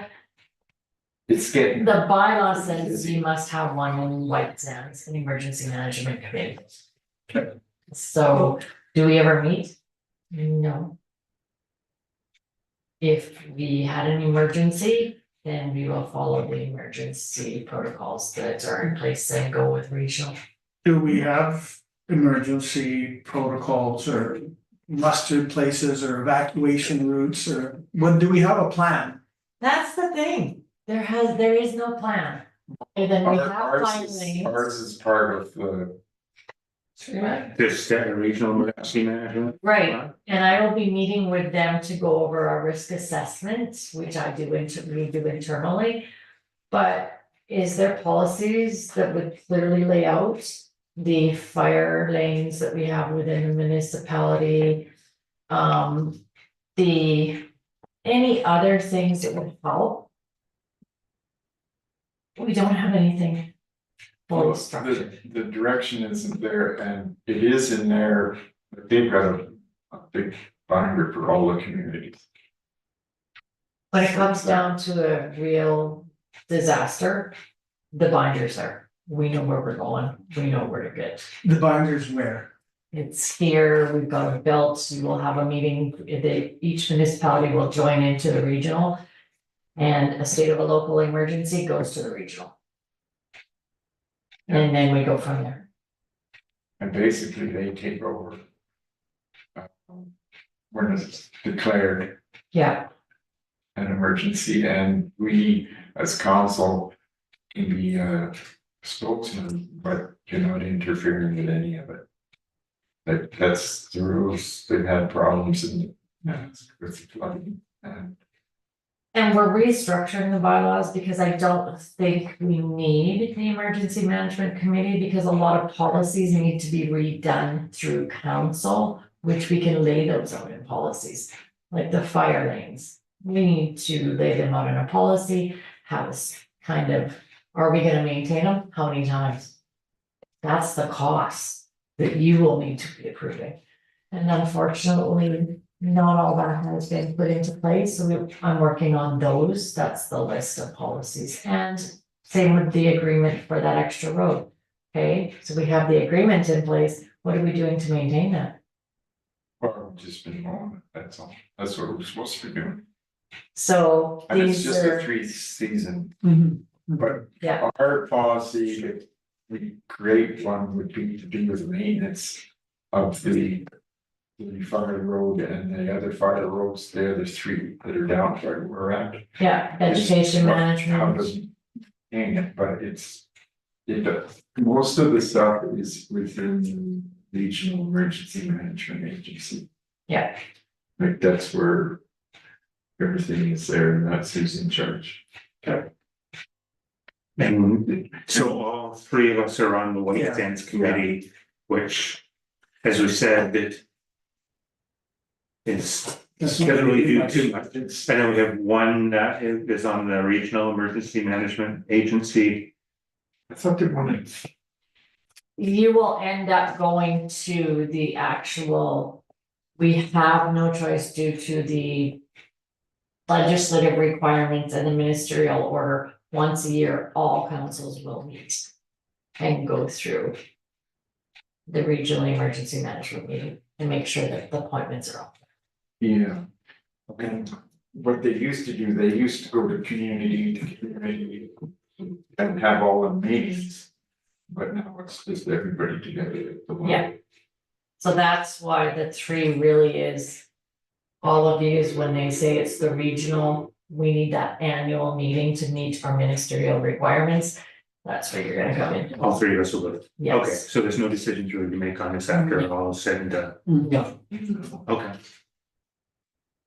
They understand it way better than I do. I follow the procedures that they set out and tell me what we need to fix.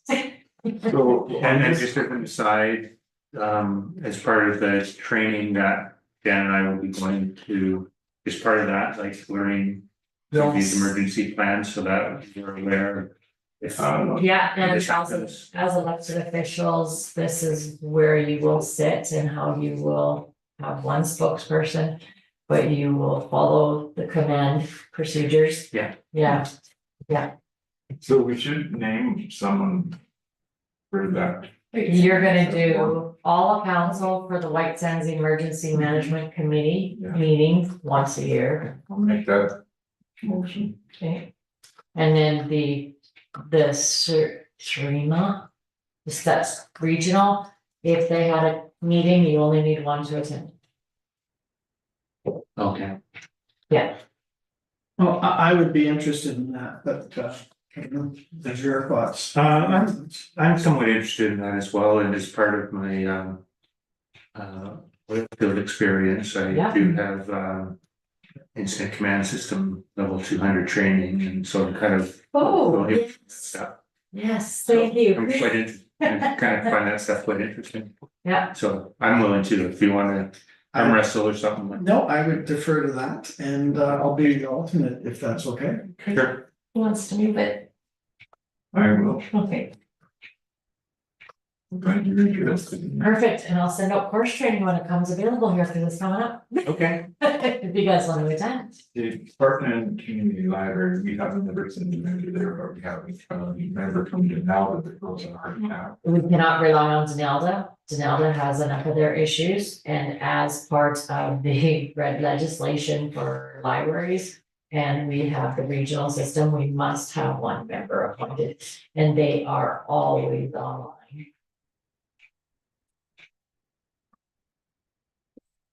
Eliminate Lauren. Unfortunately, Denalda is having their own issues, you cannot rely on Denalda Wow. anymore, and Can we legislative do a requirements. member at large?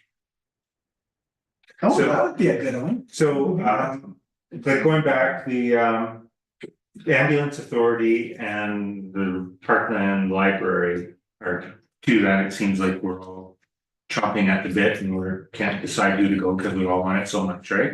What about a member at large? Well, one of the gals on Front Street works there. And she's retiring. Can we, I could ask her. well, first of all, legally or from this process, can we put, it doesn't say they have to be a member of, It's however you want it, if you would like me to advertise. looking Or for a a member of member large. at large to sit on the Parkland Regional Committee. Appointment. I can do that and bring it back to you guys. I like that. Who wants to make the motion? I'm good with that one. Same with the other one, if you wanted to do that too, you could. Well, I think those are, well, for sure, the library, I think that's a, member at large that has interest in that, more interest in that. Yeah. So motion to advertise for a member at large To sit on the Parkland Regional, library board as a representative for the Summer Village of White Sands. meeting. Anyway, you've got the information. I've got the info, I'll build it. And get it Okay. out there. Okay. Okay, so then we got the. Well, and we got And the, ICC. what's the, what is ICC? That is CAO or designate. That is, and we are going to have one of those. That is sitting down with the county and do intermunicipal collaboration and discussion. On what? Roads, all of the There's above? a list. that- Boat launch is one that you guys wanna have talked Well, that was about. made it, but so no. not Your road use meeting. agreement will be coming up that we should start, because in 2026 it will be done. 2025 actually is your last payment year, so you have to have a new agreement in place for where you're going to go with it. Can you put that on and forward it to Yeah. It's on the action, it will be on the action list in your council package of the different things that we need. That's all. It's coming back next meeting. The actual agreement though, if it could be emailed to them. The actual ICC, I can add that into your council package. So this is collaboration with the county of Stettler, that's it, that's all, or is it collaboration with Roshan, is it? It's between us and Stettler, sometimes all the communities.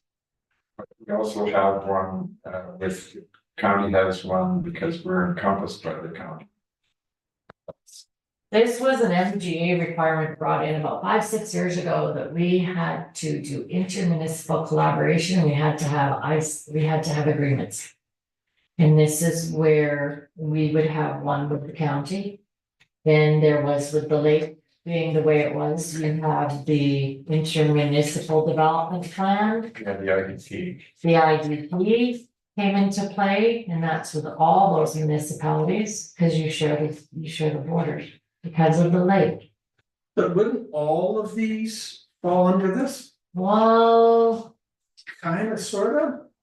If. Or am I- wait, kind of, sort of, yes. When you get the list, the last list was dated when it started and what was gonna proceed year by year by year and when, right? Yeah, And it was just a meeting of the county and us with this stated ones there. And I will send that. if you see the list, you'll get happening. I'll send you guys a copy of what was approved. And we'll have a list of it's sharing infrastructure, it's sharing different services, that was what it was all about, that the government said, all municipalities must do this. And you have certain things that you do share with the county a lot, Yeah. actually. Now, the commission covers some of the other stuff. But we've got roads, we've got boat launch. Lagoon. Yeah. Yeah. Council previous wanted to talk about sewer and water. Or sewer. So that is something that, So that one's been sitting since yes, like you guys will have 2023. to decide if you want to proceed with that. All these are gonna incur costs. Somewhere along the way. So, to go to the first meeting or whatever else, then the CAO goes there. And then brings it back. Yeah, it'll have one from the county, the CAO, or two from the county, I'd have to relook at the agreement. And the CAOs attend and one from our. So it says, or it should say and, It should be and in my opinion. Yeah. Whatever decisions will always have to come back to council.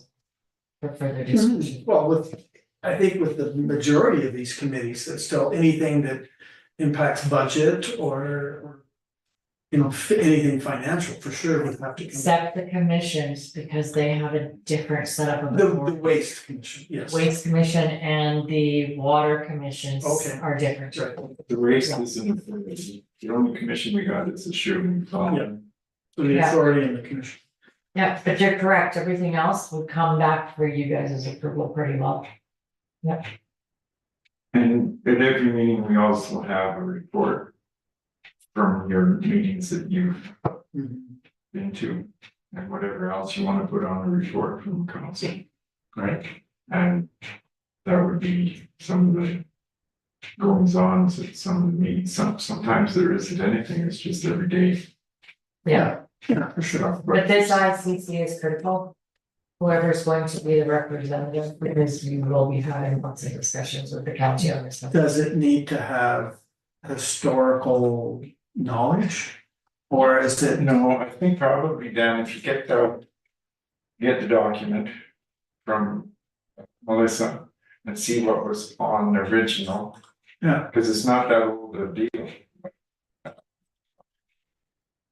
5 years ago is when we had to, it was legislative requirement that we had to do this. I'm sure after that, but it's gonna continue, cause it's mandated. But I would definitely email it to you guys. It's gonna be on the action list of your agenda anyway for review. And then you can make a resolution on. If you want me to get this set up now, I set it up and we'll have the discussions on what topics. And can you email, Diane Pauly, road use agreement? So they can Yes. get it, Yes, I have that one. as long as, you know, if you have it, and then you can just look at it to see Yeah. what was done. Yeah. Because it's fairly extensive. So to me, the appointment of an alternate for this is key. Cause most of the time, when it comes down to this stuff, you wanna have somebody that's, in case you couldn't attend or. Yeah. Cause these are discussions that will come back and affect budgets, which you need it. The municipality in whole. I am interested in that, but I don't know, further discussion, but I think that's, I assume this committee is meant to be there to avoid, or to soften some of the boundary, not bound, in a bigger city like, for example, Rocky View and Calgary, I know they discuss Yes, annexations and stuff like that, and who does what, and where roads and waters and all of that. And I imagine that's why the province mandated it to kind of, you know, so you have these collaboration as opposed to, Stop the scrapping. yeah, stop the scrapping, that so, was the intent. yeah, and then, yeah, and it's, I've seen a lot of that, and been involved in some of it. And I'm still involved in some of it, that's why I'm interested in it, but.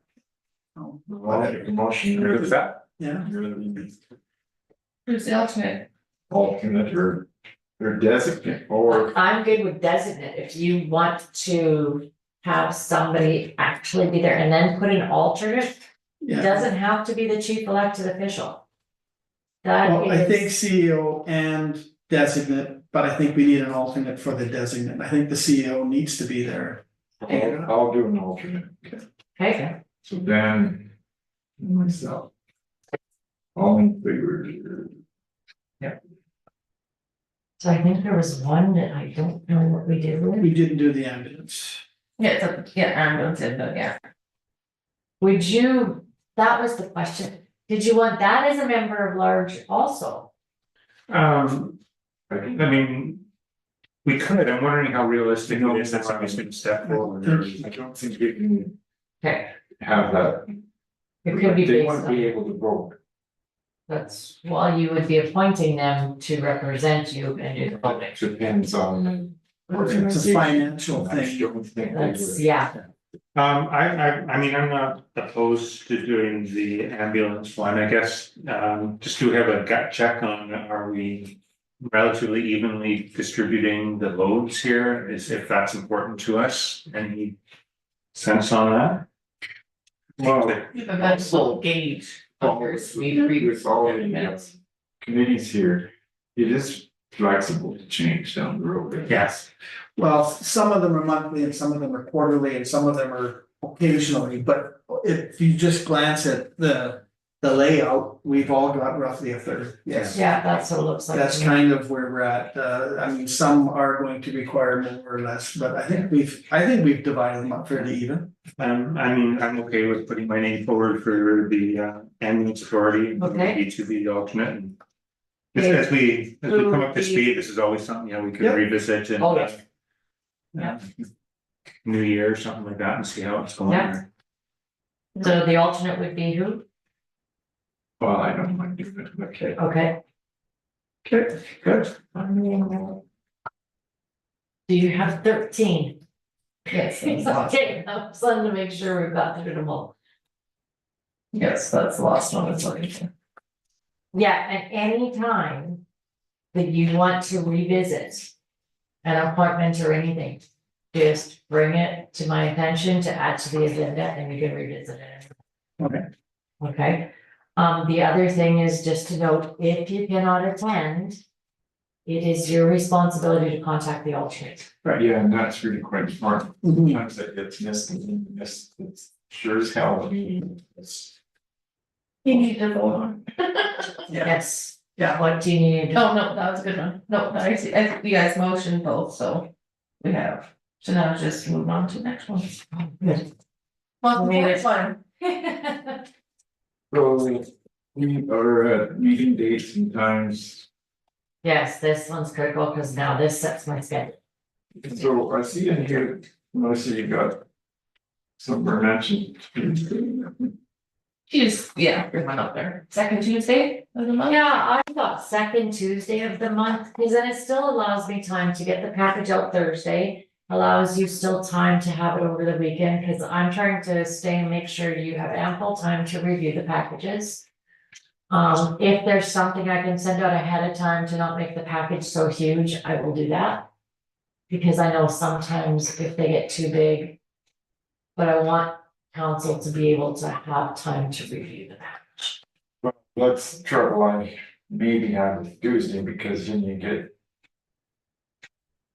You get the package on Friday, but sometimes you're We way get the over. package on Thursday, Yeah. send it Thursday. So sometimes.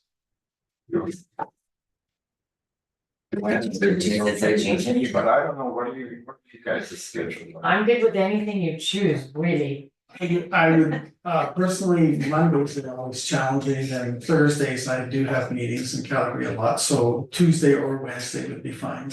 And, you know, I don't have any real strong, driver either way, that makes one day better than the other, so I'm Yeah. somewhat flexible. You know, I am between jobs right now, and whenever I start up whatever and new, I'll have to make sure this works around it, but whether it's Tuesday or Wednesday. and it's usually in the morning, taking on 3 hours, is that kind of the, You know, sometimes, or shorter? like this is That is going to be. been a problem. It's not effective governance, because sometimes we meet at 9:30 and we don't get out of here until 1:30 or 2. By the time, I know it's often, so by the time you get to noon hour, then some of the stuff at the end of the agenda that is important Gets rushed. is either rushed or else your brain isn't working. Like, I mean, sometimes there's some big decisions. It doesn't happen all the time, but it's a possibility. So we've asked, or Melissa's been cutting back down on some of the agendas. That we can send some of the agendas in electronically, but don't put them in the agenda that we're working on. Something to get rid of all I have to tread carefully here, because it is a public meeting and we must do our transparency in the public, right? but it can be on the I can, agenda on the electronic on our website. yes, It's just sometimes the public, like if we get a report from the library. On their annual report, which you will be getting, because their budget. that thing is sometimes 50 pages. I mean, that kind of stuff should be sent electronically as well as put on the website Yes. in the agenda, but not. You know, not but if you have to do it, if you're mandated to do it, that's fine. Well, there's certain things that, like, if it's a large, like, say, the stormwater management plan. I still have to have it Well, that's- available, that's- but I could send it ahead of time so that you guys are well aware and have more time to read it. That's a good plan. That's okay. I still have to have this stuff available to the public because Yeah. you are discussing. it. Well, like stormwater management plan is a lot different than the annual meeting of the annual report from the library. Yeah, unfortunately, it's the budget. But if we're a report. member and if we're. And it affects your requisitions that you will be having to. But are we talking of having a physical hard copy here each time, or if we have it electronically ahead of time, and as does the public, why would that not suffice? Why do you have to physically have something here? That is your guys' call. I only print if you request. Is that what we're talking about, print versus like hard copy versus electronic? or- No, Lauren's trying to summarize that the meetings are going awfully long. A Yeah. lot of that has to do with in your bylaw. your procedural bylaw, if you wanna set a time frame of saying your meetings will not go past a 2-hour mark.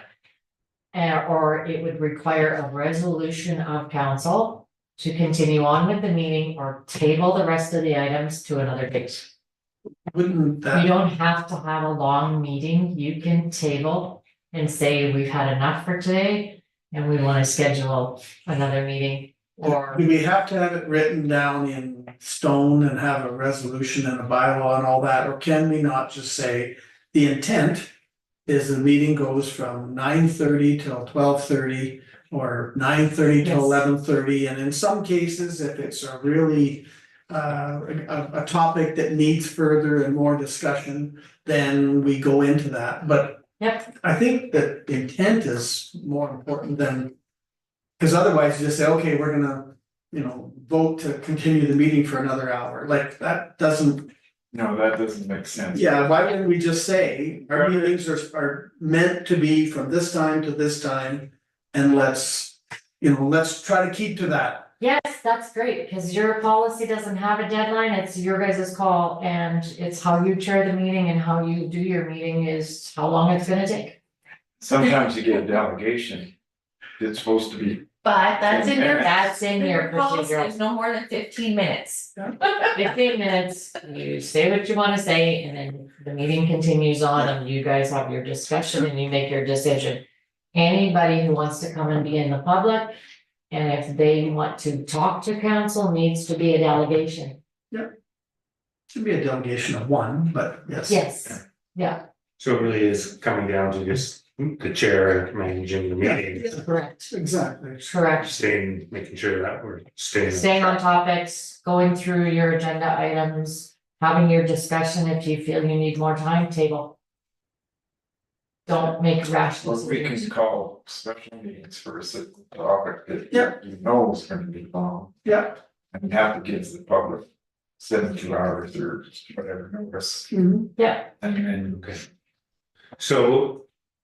Then like Tuesday or Wednesday morning, then.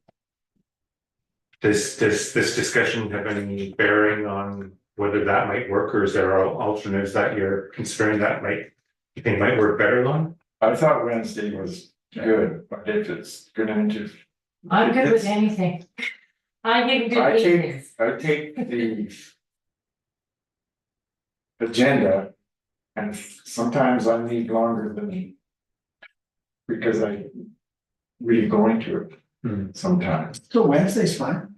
Yeah, I'm fine with that. The only thing I would add is, I think this 9:30 start is a good time, because then it does work if I'm coming up from Calgary for it. Yes, That, I can get away from Calgary a little bit before 7 and make it up, so it's not too bad. yeah, And, appreciate that Zoom's an option too, depending on what I got going on that day. and this can be relooked at if you find out. Yeah, there are anytime. a Couple of meetings Yeah. that you think maybe another time is better, we can do that. We've changed meetings, not very often, but if someone's. Got a big trip planned and they're gonna be in another part of the world, same part of then. Yeah. They just. Ask for it. As long as you Ahead of have time. quorum, you're good. Yeah. Or there's two of us, I'm Yes. assuming? Yes. Yeah, but generally, like, if I go away, I assume. Yeah. And I'm in contact all the time with email. Yeah. And. Phone with Melissa there. Second Wednesday. So second, what's your thinking? That's it. 9:30 till noon. I would be good if you guys Are did we, that. we're doing third Wednesdays now, aren't we? You are. You are, but you don't have to, I don't Okay, think. second. Doesn't matter to me, second, third, whatever. So we are at the second, okay, second Wednesday of the month, 9:30 to noon is the intent. Yeah. Is that fair? Mhm. And So does that mean that, I know that there's a lot of probably things that have been held over for decisions and all that, so does that mean that we won't have our next meeting until November, or will we get one in May have before? to, November is fine, may have to do a special one, I don't know. I don't have anything special, I have one to schedule with you guys after here for MPC dates. That's a separate, but There's I, nothing pressing that would require us to meet before November no, 13th, I guess that would be. no, nothing pressing. I'm working on bylaws. You guys are gonna get information at your conference. And then you'll be able to review that bylaw and decide whether, or tell me what you want to see in the bylaw. Based on your And the information. next you get. meeting in November will be at the lake. Or hoping. We're hoping. Well, you give notice here.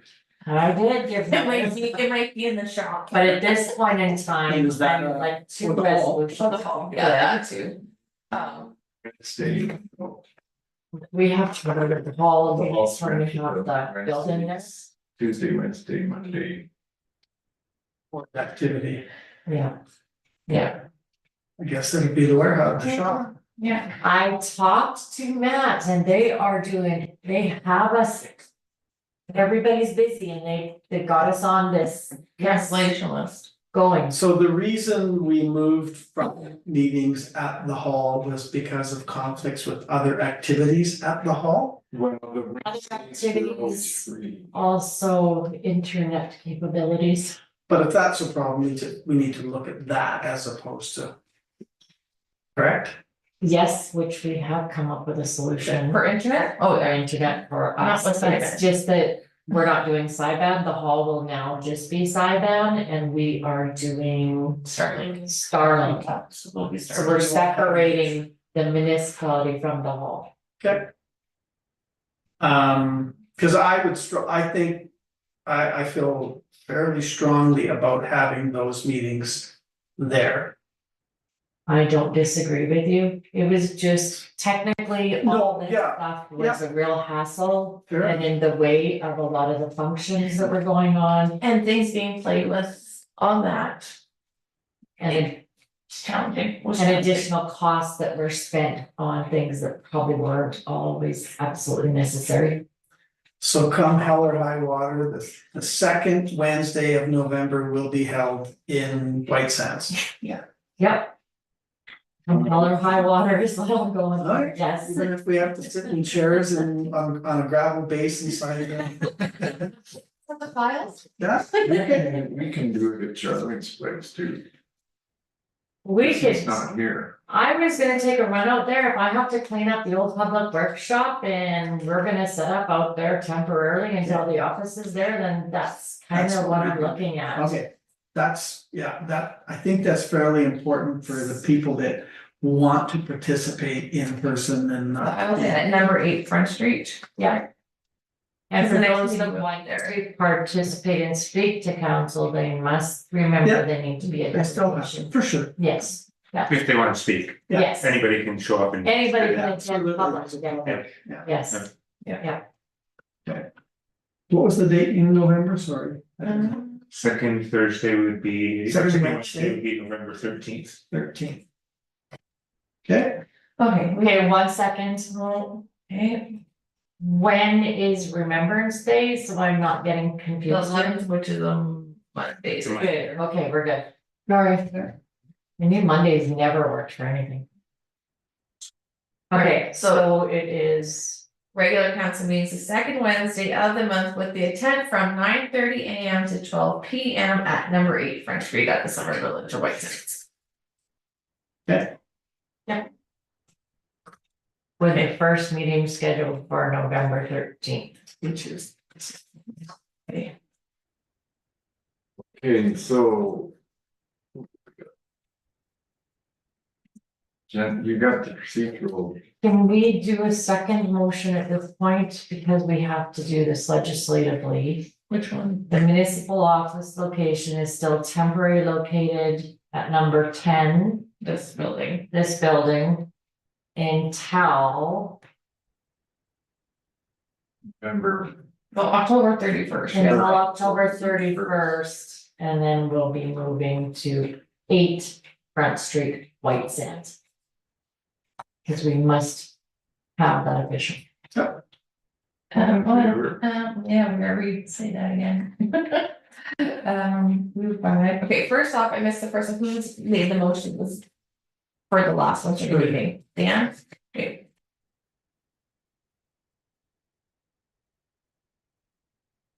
Okay, and then who wants to move this next one, saying, move the temporary location, or from temporary location The to municipal office at this time is located at the This- temporary location of this address. okay, And as of October 31st, will be located at 8 Front Street, Whiteside. November 1st. Okay, I'll make that motion. We've still got to get somebody into this. Yep. Yeah, I got a lot on my plate, so I'm happy you guys are going to the conference and I'm still trying to get this stuff all organized. Okay, and So then, external agencies. the next meeting, remember this, basically. Yeah, because that's part of the council meeting dates.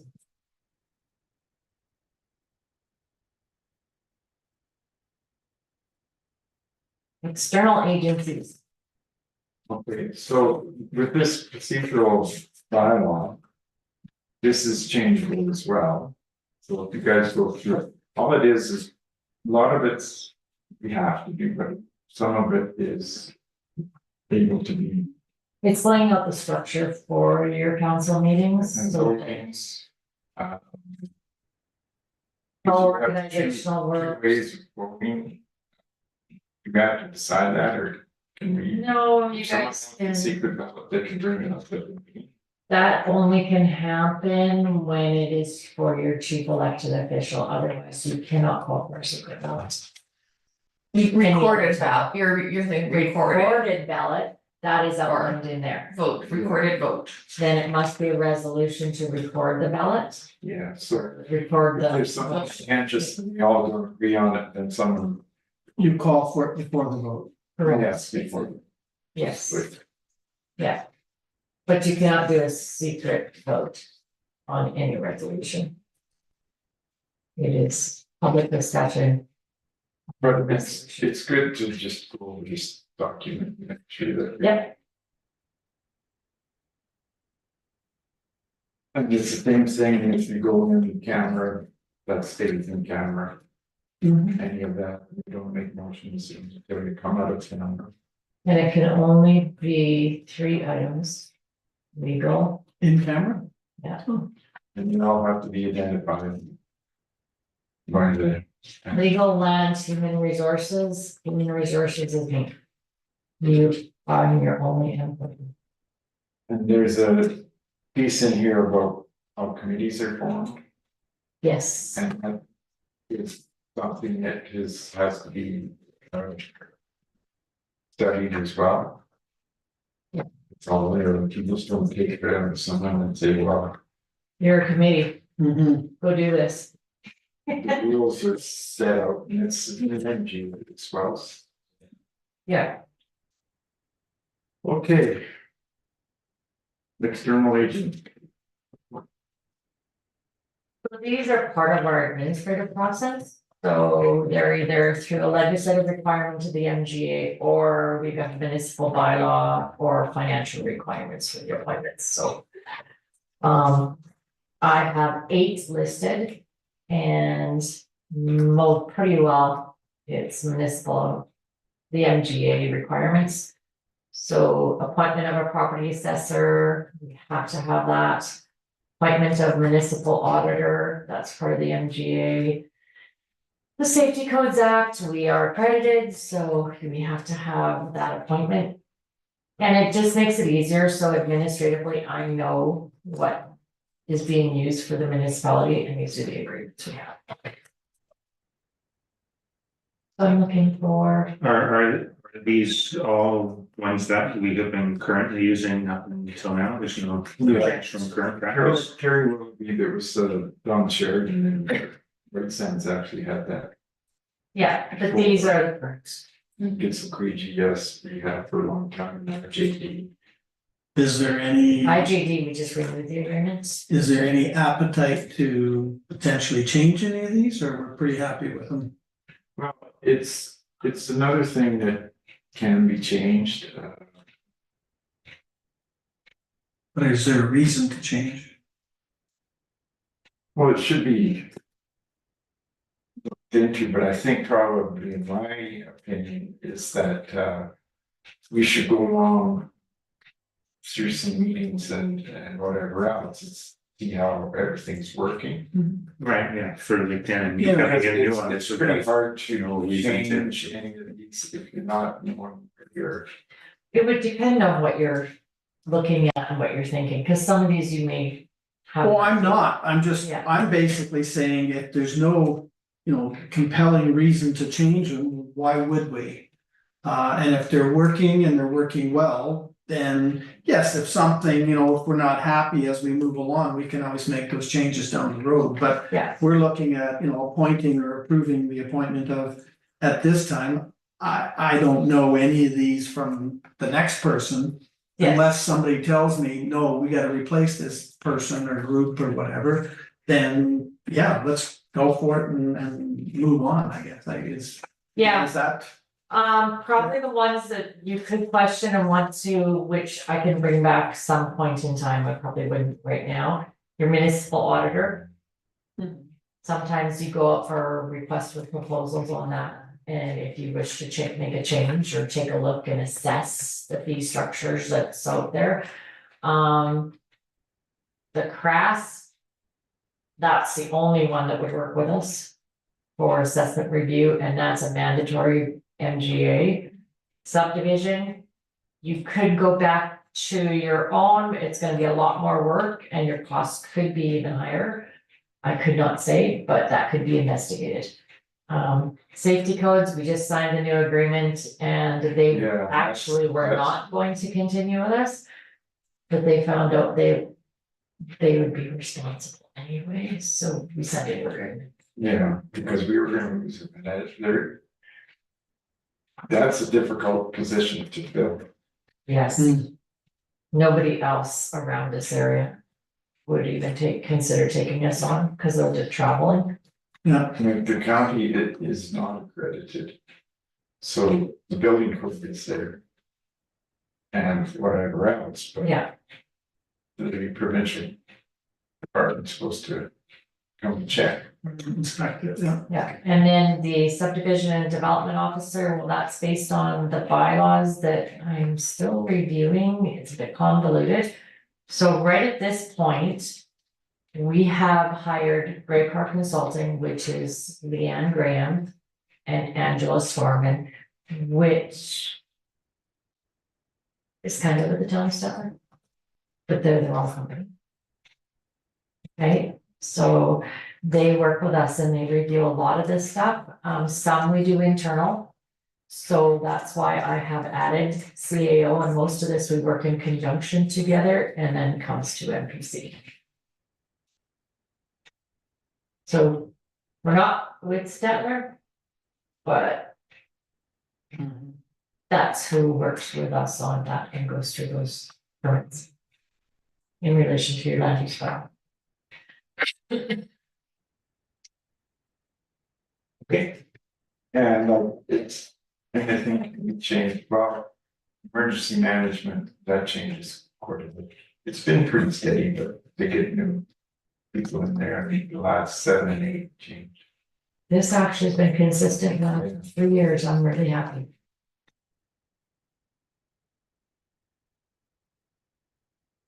So a Okay. resolution for each is what I'm looking for.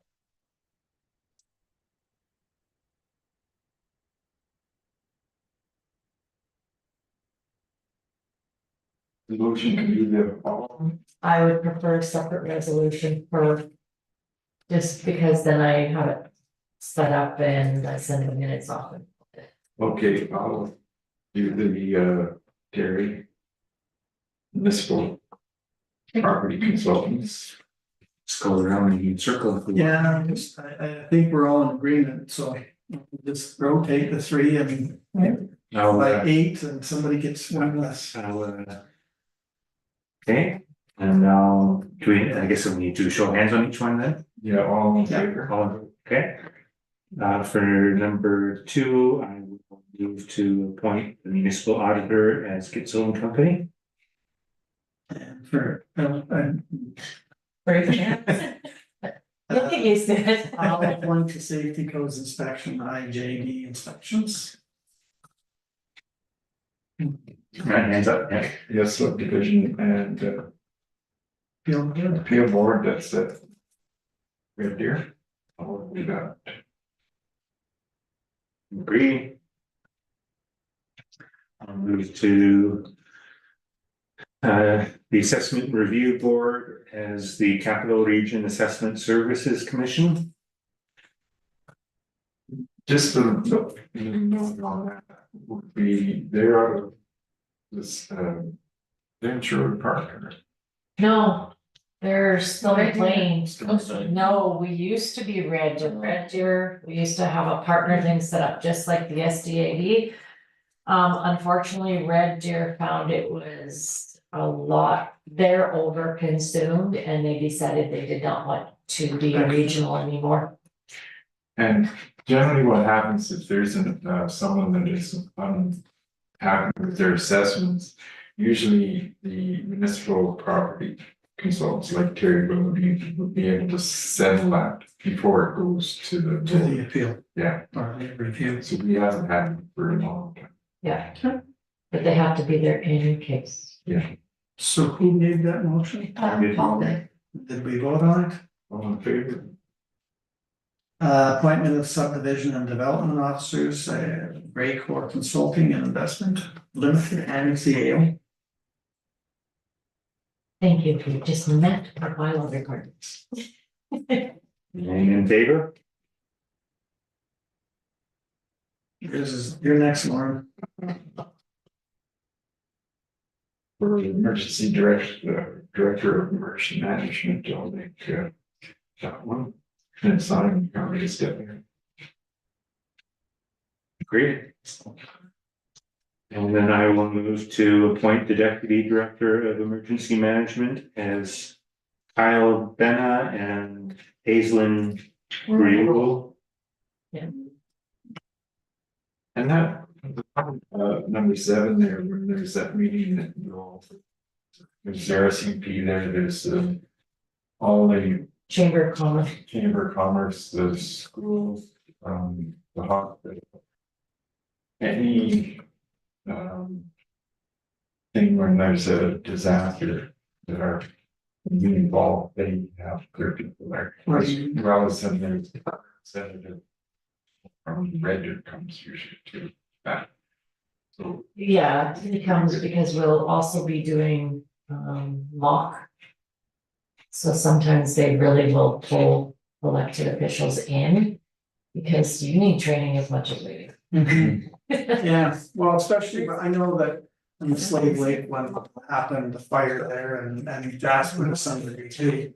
There was a lot of lessons to be learned there, so. Yeah. You know, and the biggest part of that was having a coordinated, that it was coordinated and thought through. And I think you can see that in some of the emergency response stuff that's been going on Mhm. since flooding to now, it is a lot. Yeah, You can definitely see it. and it is really really looking on Hey, last but not least, you guys, you're almost there. it. Council remuneration. So. Basically, I had a few changes.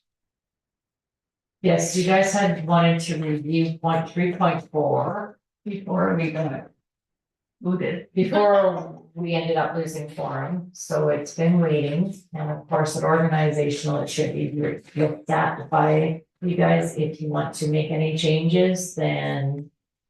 Number 3.4, Dr. Yeah, spouse or partner. Yeah, I just recommend that one of the spouses want to come to the. Convention, that they can come to the banquet on. Because we used to just pay for our lives if we want to come to the banquet, but I think the village should.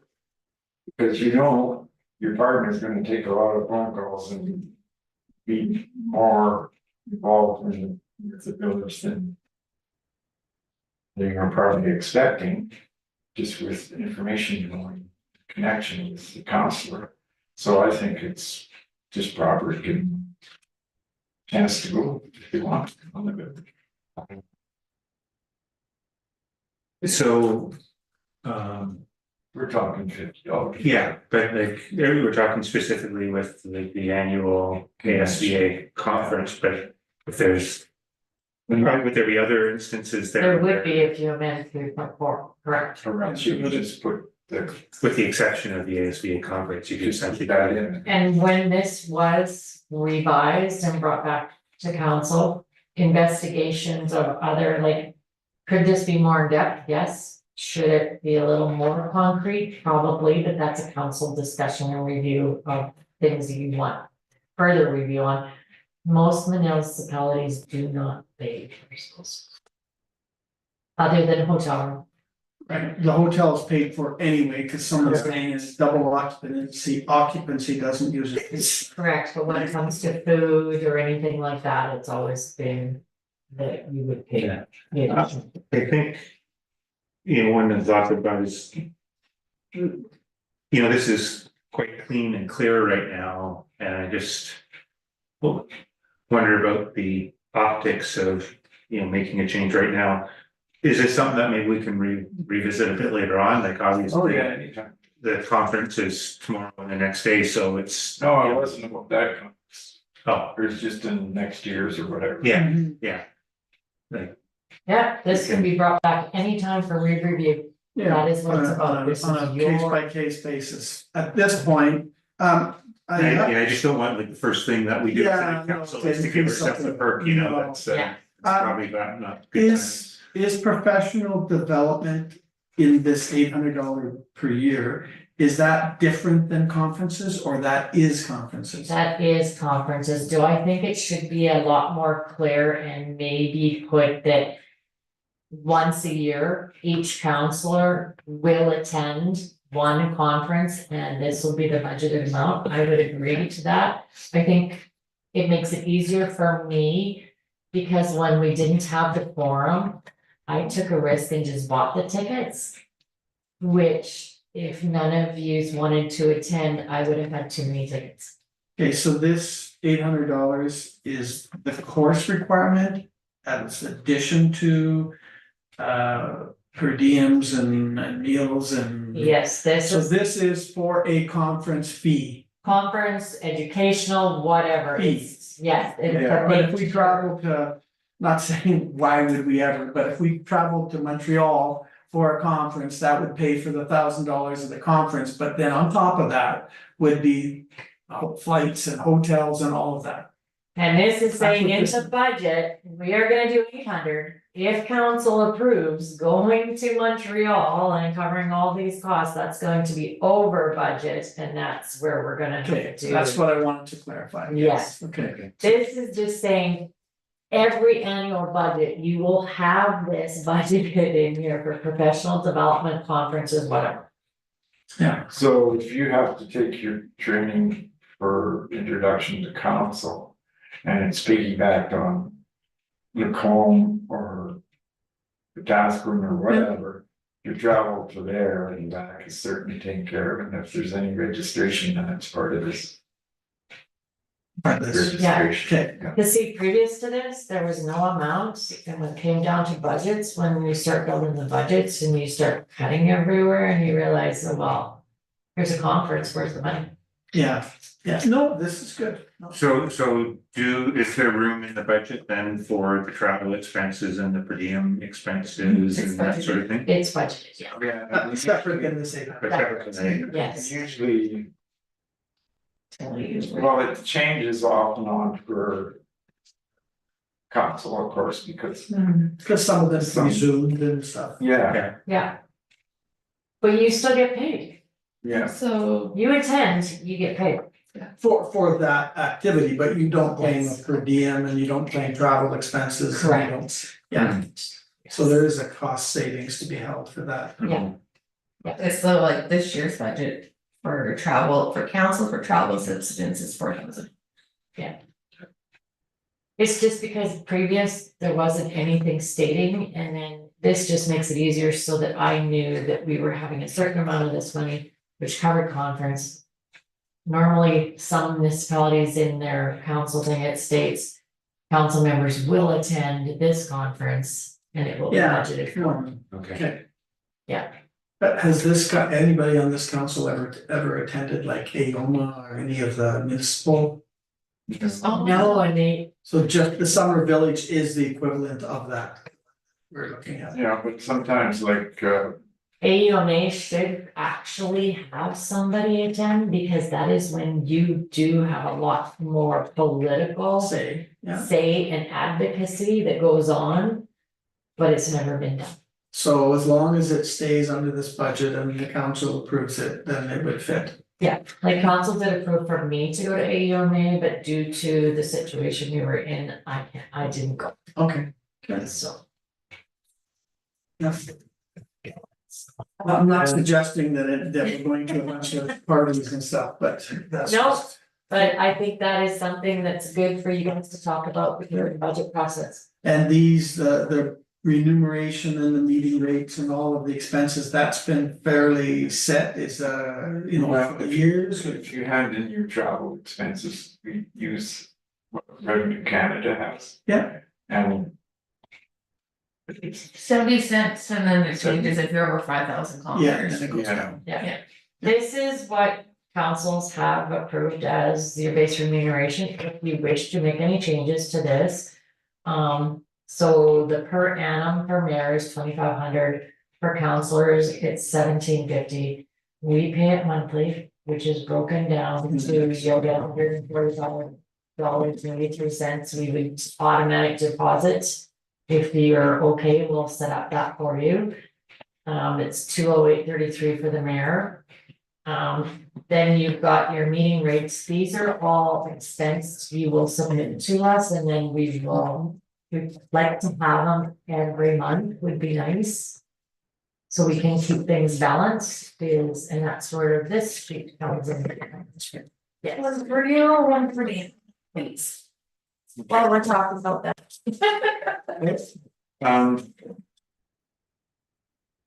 and then your mileage CRA rates, I think it's 70 cents right now, 70 I cents. think it's going up again. New Year. Accommodations, receipts at cost, but we covered hotels, when we can, we will do it. and the meals like this CRA rate, If you don't have a receipt, Yeah, sometimes alcohol's not included, That's- please be aware. yeah, that's fair. No, and most of them have that as a policy. So I'm not sure I fully understand CRA flat rate or receipt, so. yeah, if you go on the internet, I think it's. I think it's for 3 meals a day, it's $69 or something. And they It's not have, counted as that. they have it broken down into breakfast, Lunch, lunch, dinner. and dinner. Okay, Yeah, cause if you go to a session, say they don't supply you anything for breakfast, you could have stopped somewhere and got breakfast Like initially. me for Mippy last You year. wanna submit a receipt, or we can just pay you that rate for that day. okay. You just let us know what meals weren't included and you had to go. Okay, And Russ. This doesn't have to be done, see. Taxis, public transportation, parking, we will also cover. Now, we've also got the parking included. Taxis and Uber count too. Uber and Lyft and all those. Requires a receipt, I don't care. Just clarifying, it was just taxis. I know I go through time because I've got the paper, I'm not gonna be here that much longer, and I'm gonna go add to 12 banker boxes I got. You will have to destroy those, you know. The other thing that I wanted to bring about.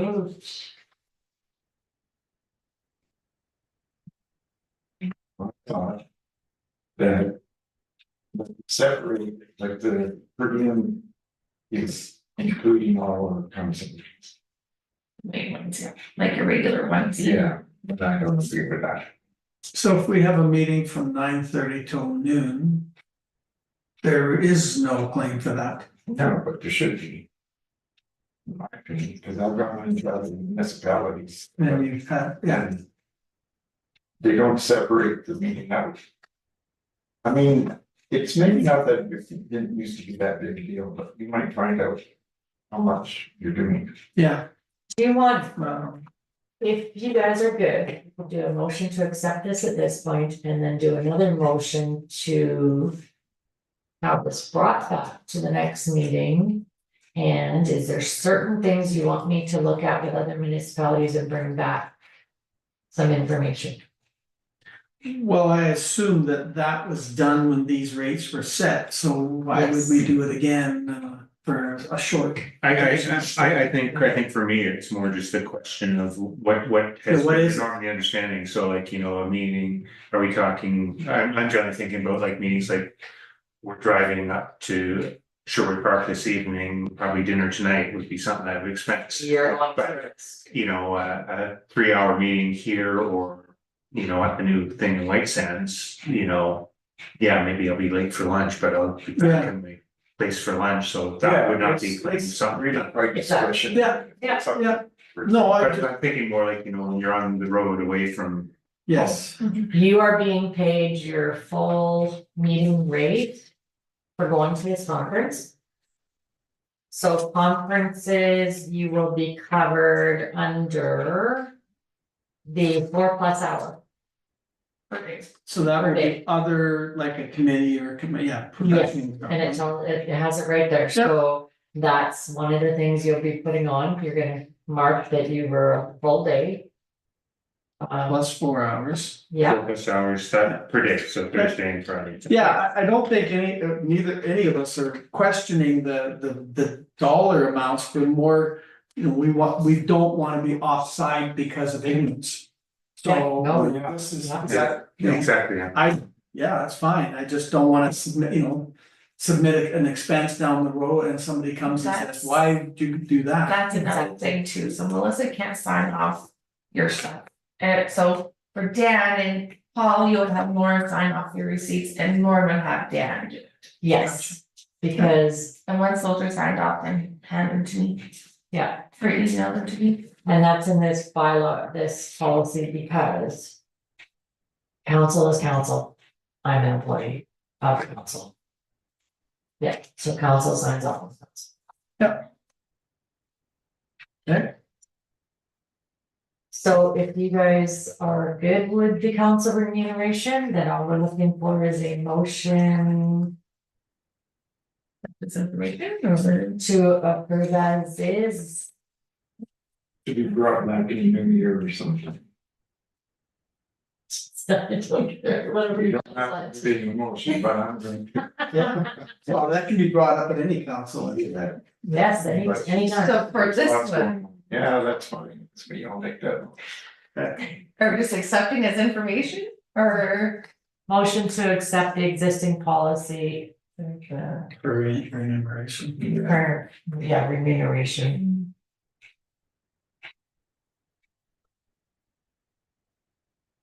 Because really they're approving it at this point. To continue on. Okay. There, now you That's get to called- vote on it. Redo done. Okay. So it looks like we're. What about that other At the end, the NPC, right? after the meeting? We can talk about that after he closes this meeting. Okay, close this law or. 14. Oh, 14. Who made the motion to return? Yeah, we made a motion. Well, I will. Okay,